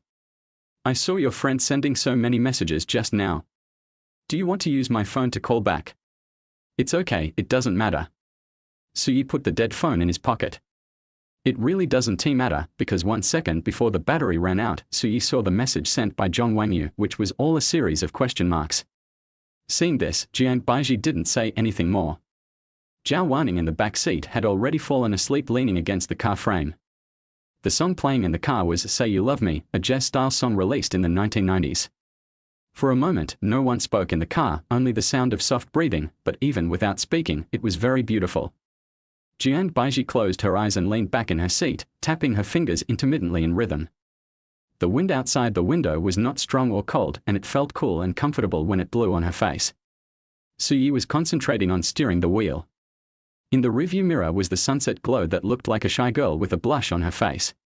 He looked at the sunset glow from time to time, and also at Jian Baiji from time to time, but mostly he was looking at Jian Baiji. After a long time, when the vehicles drove into the city, the silence was replaced by bustle. Jian Baiji opened her eyes with satisfaction. She felt so comfortable. Today's trip was very enjoyable, and staying with Suyi was also very comfortable. "Suyi, that song just now was very nice, please recommend it to me later." "Okay." There was a slight tremor in Suyi's calm voice, or to be more precise, a guilty conscience. Because the first 2 lines of the song translated into Chinese are, "Don't you know that I don't just want to be your friend? Holding hands is nice, but I want to go further." Jian Baiji naturally couldn't see the turbulent waves in Suyi's heart, but at the moment, she also had her own worries. Suyi, I may not be able to attend your philosophy class next Tuesday. Is there something wrong? Jian Baiji sighed. Just now when we were having dinner, Sister Lu sent me a message saying that there was an event for a brand that I needed to attend. It was so uncomfortable to have my life interrupted. Although Suyi was a little reluctant in his heart, he still smiled and said, why do I feel that you feel it is too uncomfortable to have your vacation interrupted? Jian Baiji was at a loss for words and gave Suyi a ruthless look. Okay, your life experience has been interrupted. But think about it, it's not a big deal. A well-known philosophy professor will definitely attend various events and step into the spotlight. Just treat this notice as part of your life experience. Jian Baiji couldn't help but smile when she heard this. Why do I feel like I have a completely new feeling about something once you tell me about it? Maybe this is my specialty. Suyi boasted a little, then asked the question that concerned him the most. How many days will you be gone this time? 2 days, I'll go there on Monday, attend the event, and then I'll catch a plane back on Tuesday night. Okay, I'll wait for you to come back. By the way, remember to send me your class questions after class on Tuesday. I think every time you raise a question for students to discuss, it's very interesting. Okay, then you have to think about it carefully. I'll test you when I get back. Got it, Professor. The car fell silent again, and I didn't know how much time had passed. Jian Baiji suddenly said, Suyi, when I come back, do you want to go to the farm with me? My agent, Sister Lu's husband, runs a farm with a lot of greenhouse vegetables, orchards, and a lot of small animals. If possible, you go there first on Tuesday, and I'll rush over as soon as I get off the plane. Okay, I haven't gone out to get some fresh air for a long time. Suyi replied. If he was a second slower, he would look down on himself. If Zhao Wanning was awake at this moment, she would definitely complain. Isn't it considered getting some fresh air today? But at this moment, there was only Jian Baiji, so naturally there was only a sweet hum with a long aftertaste. Chapter 20. You will have a happy ending. At 8 o'clock in the evening, just as he entered the house, Suyi heard the voice of the TV series Iron Teeth and Bronze Teeth Ji Xiaolan coming from the living room. If he doesn't use it, it must be Zhong Wanyu, because only he knows the password to his home. Sure enough, I saw that familiar face on the sofa. Why are you here? Is it okay if I can't just look at you? Zhong Wanyu lay in the same posture as Ji Yu without moving. As for being angry, he had calmed down after waiting for a few hours. What's more, this was his good brother, so there was no reason to be angry. Why didn't you answer my call? Suyi sat directly opposite him and opened a can of beer. My phone is out of battery and I forgot to bring my data cable. Do you have something to talk to me about? What do you mean by no hurry when you reply to me? Zhong Wanyu raised his eyelids. Do you want to give up or do you have other plans? Suyi couldn't help but smile, just for this. Stop talking nonsense here. If you weren't my brother, I wouldn't bother with you. Suyi felt a warm feeling in his heart. It is said that friends are the relatives chosen by oneself. He felt that it was true, but he didn't want to be too mushy with Zhong Wanyu. She is the person I want to be with for the rest of my life. I want to brew a jar of fine wine that will become more delicious as time goes by. I don't want to turn the fine wine into green ants because of my haste. Suyi actually doesn't like drinking, but he was in a good mood today, so he couldn't help but open a can of beer. So I want to take it slow with her and really accept each other instead of just a product of temporary passion under hormones. Zhong Wanyu didn't feel relieved when he heard this. Instead, his heart was hanging in the air. His brother was well informed, devoted to academics, and had never been in a relationship. He was very innocent. How could he be with him for the rest of his life after only knowing him for a few days? Could he have run into a pig-killing scam? Yizi, tell me the truth, how did you get to know this girl? Suyi was confused. Her. Zhong Wanyu said to himself, I know you. Compared with love at first sight, you prefer to fall in love over time. But now you have only known this girl for a few days and you want to spend your whole life with her. Hearing this, Suyi understood everything and quickly interrupted Zhong Wanyu to prevent him from having any more wild thoughts. He decided to confess part of the story. This girl is my former classmate. We have met again after a long time and we know each other well. Suyi was still cautious and did not say when they became classmates, otherwise Zhong Wanyu would definitely ask him about it. As expected, Zhong Wanyu was led into a misunderstanding. It's okay if she's your college classmate, but who knows what she has become after so many years of not keeping in touch. What kind of job does she have now? Is it stable? Did anyone introduce her friends to you? Suyi stopped again. Wang Yu, I like her very much. When he said this, Suyi's eyes were full of determination. This kind of determination can often be seen in Suyi's eyes. Every time it appears, it means that Suyi has made a decision. As a good brother, Zhong Wanyu certainly knows it. But Zhong Wanyu still couldn't rest assured. He pointed at Suyi and said unhappily, do you know what your look reminds me of? Without waiting for Suyi to respond, Zhong Wanyu started talking. When we were young, we watched the Heaven Sword and Dragon Saber. I liked the scene where the 6 major sects besieged Guanmingding. Chen Kun attacked the Mingjia masters, and the masters were seriously injured and sat together to recite elegy. What is the joy of life? What is the pain of death? Joy, anger, sorrow, and happiness, all are dust. Although I didn't understand it very well at the time, I felt it was very exciting. But you said you liked Zhao Minute the most. Suyi changed to a comfortable position and sank into the sofa. His voice was filled with memories. Yes, on the eve of Zhong Wuji's wedding to Zhu Jiruo, Zhao Minute was going to make trouble at the wedding. Fan Yarrow advised Zhao Minute, saying, Princess, 8 out of 10 things in the world are not as you wish. Since it has come to this, you can't force it. But Zhao Minute said, I will force it. I fell in love with Zhao Minute at that time. I liked the way she followed her heart. I think you are like Zhao Minute now. Zhong Wanyu glared at Suyi. Suyi did not refute, which was considered as his agreement. After a long while, Zhong Wanyu looked at Suyi seriously and said, tell me about this girl. Suyi also understood the meaning of Zhong Wanyu's eyes. He knew that his brother had decided to support his decision. Let me think about where to start. Suyi's voice unconsciously became a little more serious. That was his secret love and affection for more than 10 years, which occupied nearly half of his life. I should have planned to pursue her a long time ago. I liked her a long time ago. She is a very good person, beautiful, generous, warm and free, just like a wild rose in the cold wind, proudly blooming. But the only flaw may be that she is too good. I can't help but feel ashamed when I think about being with her. I thought we would never see each other again after we missed each other, but I didn't expect that God would give me another chance to meet her. Wanyu, do you know the feeling of losing and regaining, being cautious? So I don't want to be too anxious. I want her to understand me little by little, and I understand her little by little. This time I will be full of courage. Suyi talked to himself for a long time, mostly about his own feelings. Zhong Wanyu on the other side lowered his head at some point. After Suyi finished telling the story, Zhong Wanyu suddenly asked, so you worked so hard in your junior year and have been devoted to academics all these years. Is it because of her that you worked so hard? Do you want to make yourself better and worthy of her? Suyi was stunned. She didn't expect Zhong Wanyu to ask such a question. But she had nothing to hide from Zhong Wanyu. It was because of her that I worked so hard at the beginning.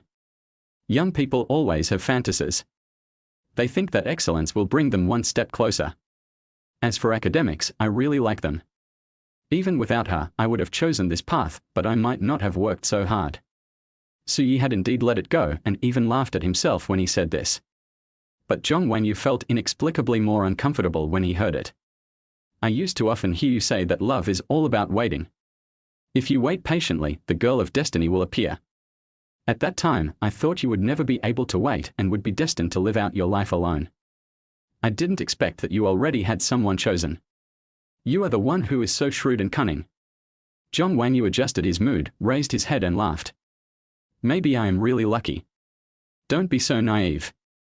You always told me that we should live up to the Zen principle of not dwelling on anything, not having obsessions, and not dwelling on obsessions. I'm afraid you say one thing and do another. Suyi laughed when he heard this. Okay, you have made progress and you can even teach me a lesson. But there is a second sentence to this sentence and give birth to its heart. You know, you should always look forward to good things. You will have a happy ending. Thanks. Take me to see her someday when you have time. Good. Suyi silently added 2 more words in his heart, what the hell. Although the atmosphere was so exciting, he was indeed very moved, but it was impossible for them to meet. He had already told Zhong Wanyu that he liked her for more than 10 years. Once Zhong Wanyu revealed the truth in front of Jiang Baiji, he really didn't know how to get along with Jiang Baiji. For the sake of safety, he would temporarily let Zhong Wanyu down. I believe that as a brother, he wouldn't mind. Chapter 21 The Philosopher's Curse. It was Tuesday noon. I had just finished class and returned to the office. Suyi quickly opened WeChat and sent a voice message. Today's question is whether marriage is a contractual relationship. The reason for raising this question is that many young people now don't want to get married. Some time ago, when we were watching Crosstalk, we talked about the impetuousness of society. I mentioned that one of the reasons is the loss of the spirit of contract, which leads to a crisis of trust. So I thought of looking at marriage from the perspective of the spirit of contract. In fact, Suyi had wanted to send this WeChat message a long time ago. Ever since he came back from paragliding, he and Jiang Baiji haven't seen each other for 3 days. During this period, Suyi really wanted to chat with Jiang Baiji, but he had no suitable reason to start a topic. He was worried that it would be conspicuous if he started chatting rashly. He wanted to chat but didn't dare to. He spent these days in confusion. He finally made it to today, and he couldn't bear it anymore after class. Whether marriage is a contractual relationship, that's a good question, let me think about it. WeChat soon sounded a notification. Looking at the text on the interface, Suyi subconsciously raised the corners of his mouth. He didn't care what Jiang Baiji replied, but the message itself. What are you doing now? Suyi put the computer he was using to prepare lessons aside. It was clearly time for lunch, but suddenly he didn't feel like eating. At this moment, Jiang Baiji, who was far away in Shanghai, was waiting in a dress. She was originally very boring, but suddenly her hair became lively. I'm waiting for the show. In order to wear the brand's clothes, I only had an apple for brunch today. Now I'm so hungry. When you come back, I'll treat you to delicious food and make up for it. Make a promise, don't lie to me. I might eat it, so don't be scared by me then. Suyi stared at the screen. Even though he had very good eyesight and the phone was right in front of him, he was still afraid of missing any message. When he saw the new message, his fingers quickly slid across the keyboard. Is this still a secret? You always finish the meal at the end, I've already discovered it. Shocked. The great professor actually secretly watched me eat. Suyi laughed subconsciously.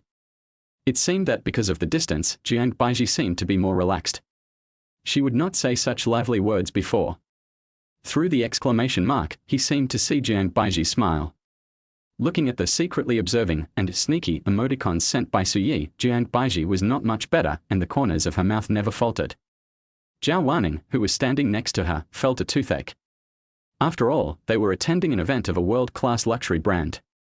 Looking at the host's worthless smile, she was afraid that the brand would sue them for lowering the value of other people's clothes by wearing them. Ms. Jiang, which friend are you chatting with? Can you please keep your teeth? Leave it alone. Oh, I don't know this person, does he? Oh, could it be Professor Su? Jiang Baiji rolled her eyes at Zhao Wanning and said, Zhao Wanning, you are so annoying. Humph, before I met Professor Su, I was your little sweetheart. After I met Professor Su, I became Mrs. Neo, right? What a mess, I don't understand. Jiang Baiji said something perfunctorily to Zhao Wanning, then lowered her head to reply to the message. Zhao Wanning covered her face helplessly. Sister, can't we be more reserved? After finishing the chat with Jiang Baiji, Suyi looked up and found that it was already 1:30. More than an hour had passed without him noticing. Suyi didn't feel hungry just now, but now he feels like he can eat a whole cow. Just as I was about to go out, Sunny pushed the door open. Junior brother, you are here at the right time. The results of the outstanding teacher selection have been announced. Congratulations on your re-election. You really bring honor to our philosophy department. Sunny saw Suyi standing up when she entered the room, so she asked, are you going out? I haven't had lunch yet, let's go to the cafeteria and have a meal. Well, just have a quick meal and come to my house tonight. I'll ask your sister-in-law to cook 2 dishes and we'll have a drink to celebrate. Hearing this, Suyi apologized, brother, I have an appointment with someone. I will go to a farm in the suburbs this afternoon and may stay there for 2 days. Shinyi was stunned for a moment, then asked tentatively, Miss Jiang. It's her. Hearing Suyi's affirmation, Shinyi's face changed slightly, but she pretended to be natural and said, I was wondering why I felt something was missing today. Miss Jiang usually stayed by your side, but I haven't seen her in the past 2 days. She went to Shanghai to attend an event and will be catching a flight back tonight. Sunny nodded and was silent for a moment. After a moment, Sunny hesitated and asked, Junior brother, do you get along well with Miss Jiang?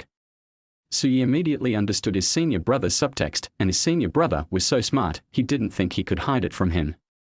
So Suyi looked at Shinyi with a smile and nodded firmly, very good. In an instant, Sunny also understood what Suyi meant. He smiled and patted Suyi's shoulders a few times. You finally got it. I was very worried about you before. Brother, where did this come from? Sunny shook her head and said, there are too many precedents in our industry. Those who study philosophy and fall into it all end up alone. Kant never married, Nietzsche never married, Wittgenstein never married, Descartes never married, and Leibniz never married. Socrates got married, but he said that if you choose the right marriage, you will have love. If you choose the wrong one, then you will become a philosopher. You know the ending, and Socrates was the most famous philosopher and thinker in the Greek era. Suyi smiled bitterly. Brother, how dare you put these sages of mine together? You have always been excellent in my heart. Sunny said proudly, my junior brother is the best in the world. Brother, I won't waste my time here talking to you. I'll just have a quick bite and then I'll leave. At this point, Suyi remembered something. By the way, brother, please send me a copy of the video of the open class. Sunny understood immediately. Do you want to leave a memory of you and her? Suyi just laughed and said nothing else, but his meaning was self-evident. Okay, let's get going. I'll send the video to your email later. Thank you, brother. Seeing Suyi's obviously happy figure, Sunyi couldn't help but smile with relief. But after the smile, there was a bit of worry on her brow. The person that her junior brother likes is not an ordinary person. It's her fault for being stupid. How could her junior brother be the kind of star chaser? He set Jiang Baiji as his screensaver, which obviously means he likes her. He was so stupid that he specially arranged for the two of them to meet, wanting to make fun of her. But my junior brother might have to suffer in the future. In this era, knowledge is important, but the halo, wealth and scholars of celebrities are like two different worlds. In addition to the gap in real life, there are many other things. For example, if they are really together, their future life may be under the spotlight and they will be criticized by Jiang Baiji's fans. Although Sunny is old, he understands some of these things because of his status. The more he thought about it, the more annoyed he became. In the end, Sunny simply stopped thinking about it. If something really happened in the future and he couldn't protect his junior brother, there was still the old man. Then he would let the old man worry about it. Chapter 22. There is a light that is on for me. At 7 p.m., at Yuqing Villa. Suyi saw a person standing at the door from a distance in the car. This person should be Sister Lu's husband Jiao Ming. The man confirmed the license plate number and said, Suyi. Brother Ming, it's me. Jiao Ming got in the car directly. Okay, I'll show you the way, just go straight ahead. Suyi nodded, but felt a little embarrassed because Jiao Ming had been looking at him secretly since he got on the car, or to be more precise, he had been looking at him openly. In fact, Jiao Ming was indeed very curious about Suyi. First, apart from Zhao Wanning, this was the first time that Xiao Jiang brought a friend to play. Second, Jiang Baiji actually let Suyi live in her own small courtyard. You know, that small courtyard is not open to the public, and usually only Jiang Baiji and Zhao Wanning live there. Now she actually let a boy live there. It's hard not to make some associations. Brother Ming, is there anything strange about me? Haha, no. Must it be tiring to drive here? Not bad, less than 3 hours. Suyi didn't want the topic to get boring, so he said, Brother Ming, the name of your villa is interesting. The sun rises in the east and the rain falls in the west. It is said that there is no sunshine, but there is sunshine. Suyi said with a smile. Brother Ming is thinking about Sister Qing everywhere. Although Sister Qing is not in this villa, she is always here because of Brother Ming's thoughts. Hearing this, Jiao Ming was instantly happy, as expected of a professor. I really didn't think so much. I am from Shanghai, and it rains continuously during the rainy season, so I particularly like sunny days. I built this villa and named it Yuqing. Jiao Ming paused, but from now on, I declare that I named it for Lu Qing. This poem has a good illusion.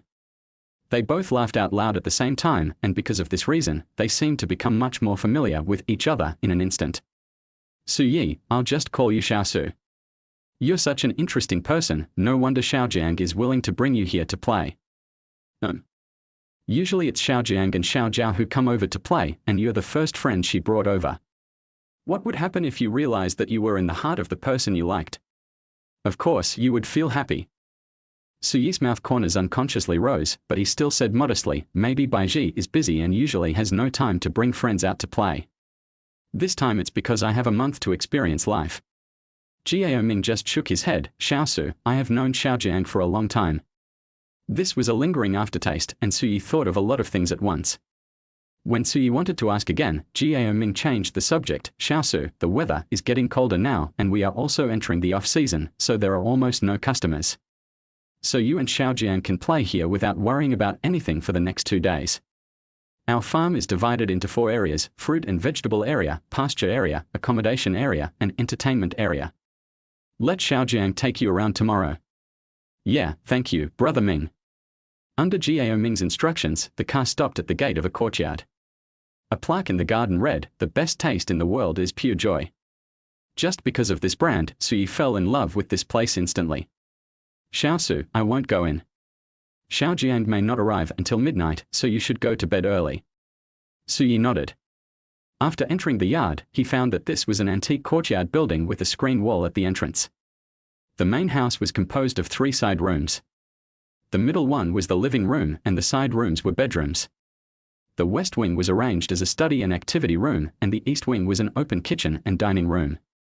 There was also a small pavilion in the yard. The overall environment was very good. After tidying up a bit, Suyi went straight to the restaurant. At 12 o'clock in the evening, Jiang Baiji arrived at the villa. She was clearly walking very fast before, but when she got closer to Qinghuan Courtyard, Jiang Baiji slowed down her pace involuntarily for some reason. Did he not want Suyi to notice his anxious mood? Or was he afraid that the footsteps would disturb Suyi's rest? Jiang Baiji's thoughts on this question came to an abrupt end when she quietly pushed open the door and saw Suyi through the kitchen window. The light in the kitchen is not dim, but it is very bright. But why would someone read in the kitchen? Under the light, Suyi occasionally turned a page of the book, peaceful and quiet. Jiang Baiji subconsciously stopped because she knew Suyi's habits. After she exposed herself for staying up late, she also mocked Suyi for his old age routine of going to bed at 10 p.m. and getting up at 7 a.m. But now, it's already 12 o'clock. Yes, it's already 12 o'clock and you're still not asleep. What are you waiting for? Over the years, there have been many people around her, but only she herself knows that in the dead of night, lying on the bed, even if the lights are on, the light is overwhelming, but it can't illuminate anything. You don't feel that there are many people around you, you only feel that there is only you, you have no one like you, and you are very separated from the world. But at this moment, Jiang Baiji was very sure that among so many people in this world, there was someone who came for her, and there was a light that was on for her. You're back. Suyi looked up unconsciously and found that there was someone standing in the yard. This voice also interrupted Jiang Baiji's reverie. Fortunately, she was a queen of vision, and her face did not show the turbulent waves in her heart. Yes. Are you hungry? Suyi's tone was like that of an old married couple with Jiang Baiji, ordinary, calm, yet revealing concern. A little bit. I just had a simple meal on the plane. Jiang Baiji seemed to have thought of something and suddenly smiled. You don't want to cook, do you? I looked around the kitchen and found only vegetables, chopped green onions, eggs and a little pork. Do you want some plain noodles? I didn't realize you had such cooking skills. Then I want 2 fried eggs. Jiang Baiji leaned against the kitchen window, holding her chin with both hands, and used an excited tone to hide her previous emotions. Suyi was extremely gentle. Okay. The production process of Yanchun noodles is extremely simple. Use soy sauce, oyster sauce, lard, add a little bit of salt, add chopped green onions, put it in a bowl as the base. Boil water over high heat, add noodles and cook until done. Add noodle soup to a bowl to dissolve the base sauce.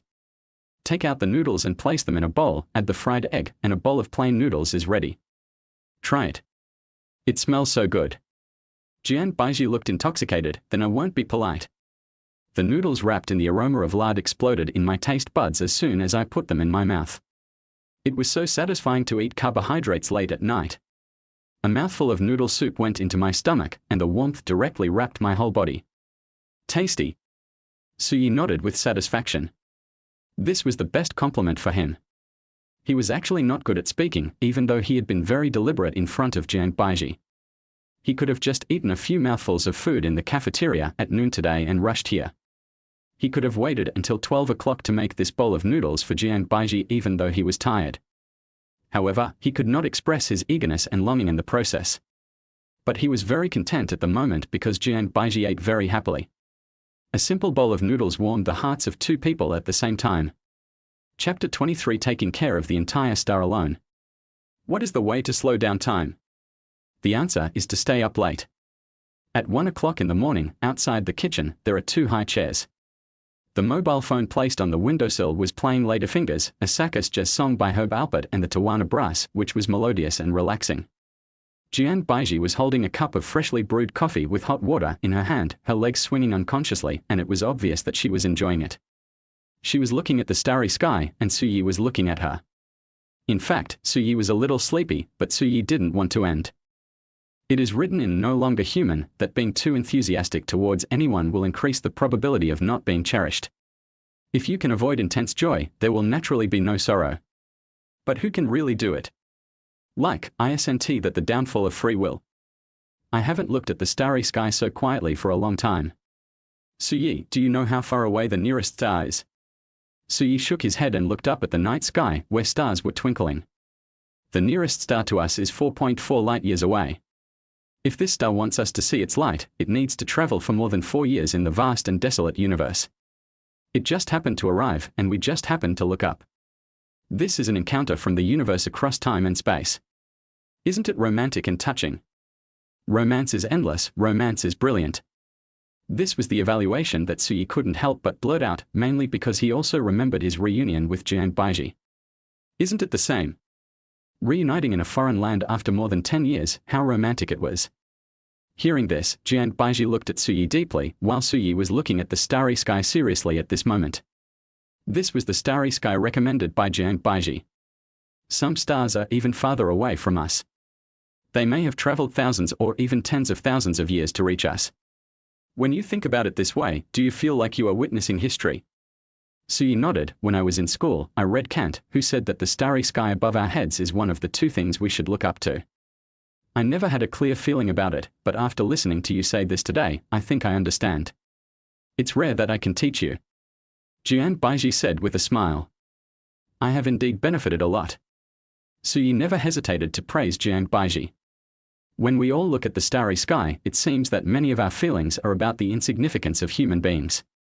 Compared with the starry sky and the universe, we are just a drop in the ocean. But you feel touched. This is an angle I have never thought of. That's because, since I was a child, I have been taking care of the entire starry sky by myself. Jian Baiji stood up, stretched out her arms, and looked very excited. This is a very poetic sentence, and coupled with Jian Baiji's proud tone, Suyi's mood also lifted when he heard it. I guess I won't be able to sleep until late tonight. The next day, at 9 o'clock, Suyi opened his eyes. It was a rare time for him to get up late. After leaving a message to Jian Baiji on WeChat, he left the courtyard and looked for something to eat. According to Jian Baiji's habit, he would probably get up at 11 o'clock. After leaving the courtyard, I followed the signs along the main road to find the restaurant and happened to run into Jiao Ming. Come here for breakfast. Suyi was a little embarrassed. Brother Ming, we got up late and there is nothing to eat in the kitchen. It's okay. I was just about to send it to you. The kitchen in the courtyard should not be stocked yet. You can go out with Xiaojiang to buy some in the afternoon. If you don't want to do it yourself, you can come directly to our cafeteria. I'll just eat here. Baiji probably won't wake up for a while. While Jiao Ming asked the restaurant to serve food, he asked, did you sleep very late last night? I watched the stars for a while and went to bed at 3 o'clock. Oh. Jiao Ming instantly revealed a gossipy expression, are you two together? Brother Ming, you misunderstood, we are just good friends. Jiao Ming was very tactful and did not continue to ask. Instead, he changed the subject and said, but it's good for Xiaojiang to have a friend like you. Watching the stars with her proves that you are someone she can trust. Besides, you are the same age, so she has another person she can talk to. Suyi's heart skipped a beat. In fact, he wanted to ask when Jiao Ming vaguely mentioned it in the car yesterday. At this moment, he was even more confused, but Suyi did not speak directly. Instead, he took a bite of the bun and said calmly, Baiji is so outstanding, she should not be short of friends, right? But people's minds are hard to predict. I also heard LV Qing mention it. You know Xiaojiang became famous overnight. She was still a student at the time and had a simple mind. She made some friends who were actors of similar age, but she didn't expect that they would be taken advantage of and had their roles snatched away. In short, she was quite hurt.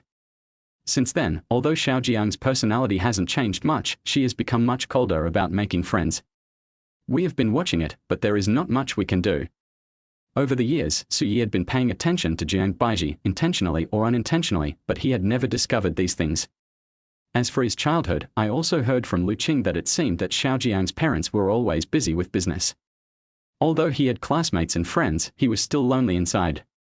Suyi suddenly thought of Jiang Baiji's excited words last night. Since I was a child, I have been taking care of the entire starry sky by myself. At this moment, Suyi's heart was full of heartache. He finally understood the meaning of this sentence. Yes, because she had no parents to accompany her when she was a child, she could only look at the stars alone. When she grew up, she was deceived by her friends and could only look at the stars alone. The reason why she was moved was probably because during the years of growing up, only these stars accompanied her. Everyone, including himself, only saw Jiang Baiji's glamour and her high spirits, but they didn't see her heart. After this period of contact, Suyi can feel that Jiang Baiji's heart is still passionate and warm, but even so, Suyi feels even more distressed. How strong must Jiang Baiji be to still remain so beautiful? For a moment, Suyi felt that the food in his mouth was like chewing wax and had no taste at all. I'm sorry, did I say too much? No, if you hadn't told me this, I wouldn't have known that Baiji worked so hard. Jiao Ming nodded. Xiao Jiang is pretty good, but she has been staying at home all these years except for work. Her social circle is very narrow. We see it and feel anxious. Xiao Jiang is also very close to us, but after all, Lu Qing and I are older than you too, and we are more like half of your elders. It will be more natural for you to get along with each other, and it will make Xiao Jiang open up more. So if you have time, if she asks you out to play, you can accompany her out to relax. Suyi nodded heavily, but did not dare to stay any longer, otherwise he was really afraid that he would not be able to control his emotions and lose his composure in front of Jiao Ming. Brother Ming, I'm done eating, so I'll go back with my breakfast. Okay, call me if you need anything. Seeing Suyi in a hurry, Jiao Ming, who had a melancholy look on his face just now, suddenly grinned. He said that it was true that Xiao Jiang had been cheated in his early years, and it was also true that he was not keen on socializing. But Xiao Jiang knew how to enjoy life now. He went skiing, skydiving, and traveling by car alone when he had nothing to do. He was very cool, but it was not okay to be so cool, after all, he was old. Xiao Jiang, this is the first time I've seen you bring people back in all these years. I can only assist you up to this point. Chapter 24 Initiative. 1 o'clock in the afternoon, Qinghuan Courtyard. Jiang Baiji patted her belly and finished her lunch contentedly. Suyi, what are we going to do this afternoon? To be honest, Jiang Baiji felt that Suyi was strange since she woke up, as if she had become less talkative, although she usually didn't talk much. But at this moment, she had no doubt that if she didn't talk, Suyi would watch her eat for 2 hours. Suyi perked up. Brother Ming said there is a supermarket nearby, should we go buy some food? Okay, I know where it is. We can go there by electric bike. The two of them left as soon as they said they would, and left the yard. Suyi put on a helmet and handed one to Jiang Baiji. Get in, I'll give you a ride.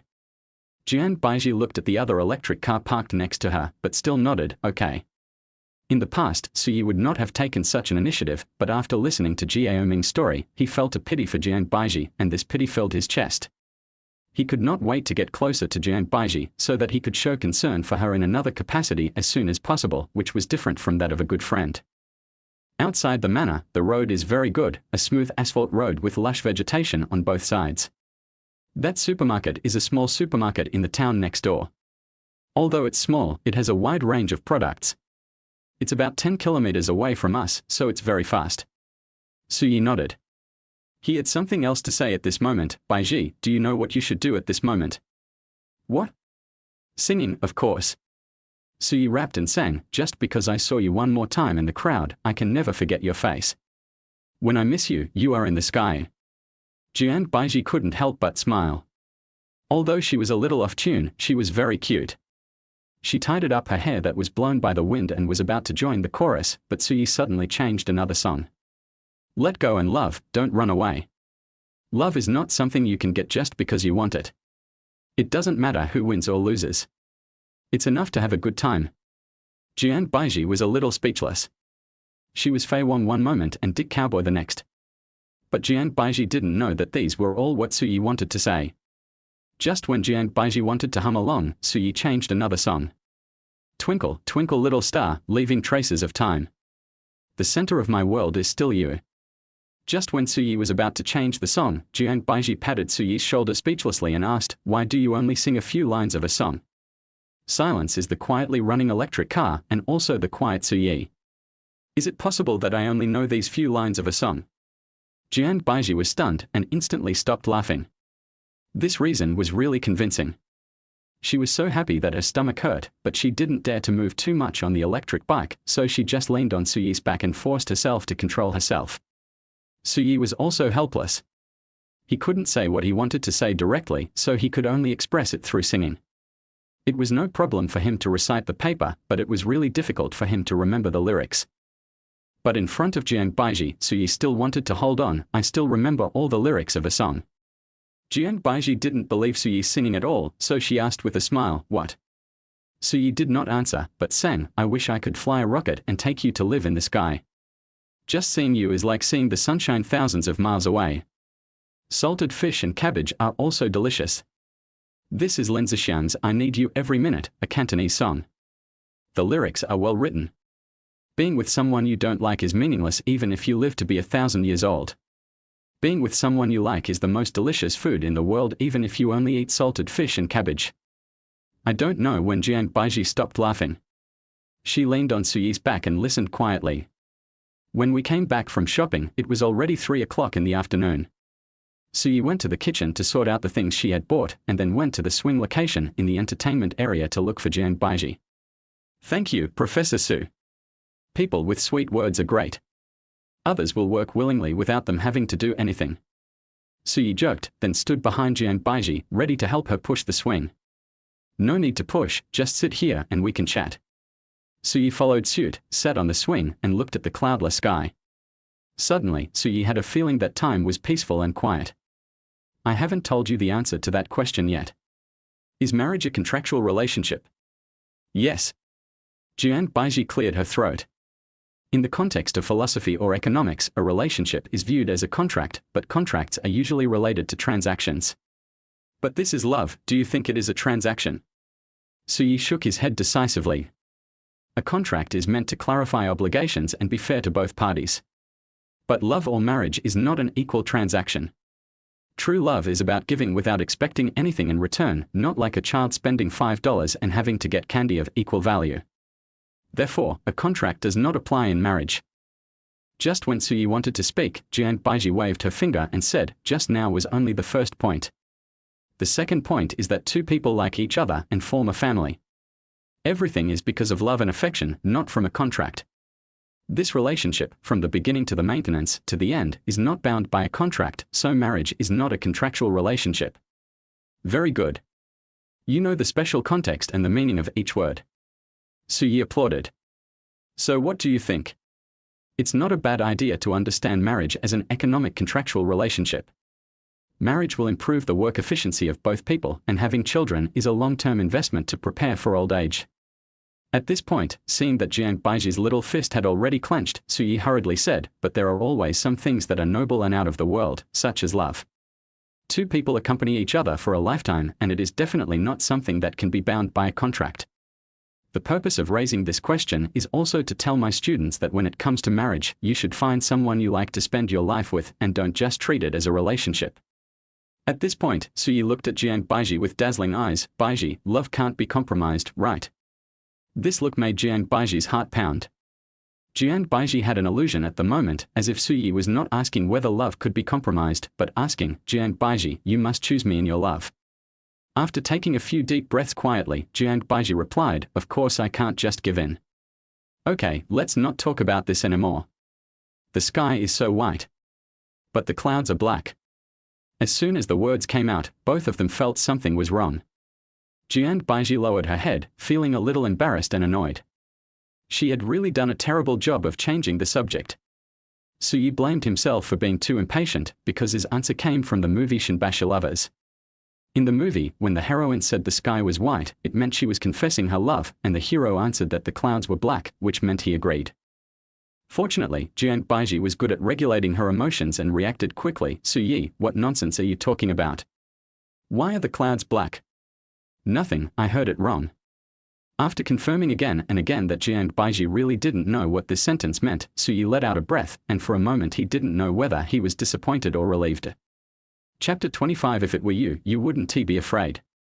Night, 9 o'clock. The fire in the fireplace was very bright, illuminating Jiang Baiji's red face. At this moment, she was curled up on the sofa in a comfortable posture, with a focused expression and occasionally writing something. She was conceiving her own biography.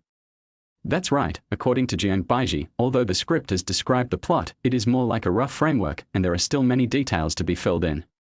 Take the teaching scenes as an example. Different professors have different habits. They may strictly follow the textbooks, or they may be imaginative, and this is just teaching. What about some personal habits? For example, will they hold a thermos cup during class? What kind of clothes do they wear? These are all areas where the actors can perform, and what Jiang Baiji needs to do is to add details to make the character complete. When it comes to the script reading session, she will communicate with the director to make the character as vivid as possible while still conforming to the director's overall concept.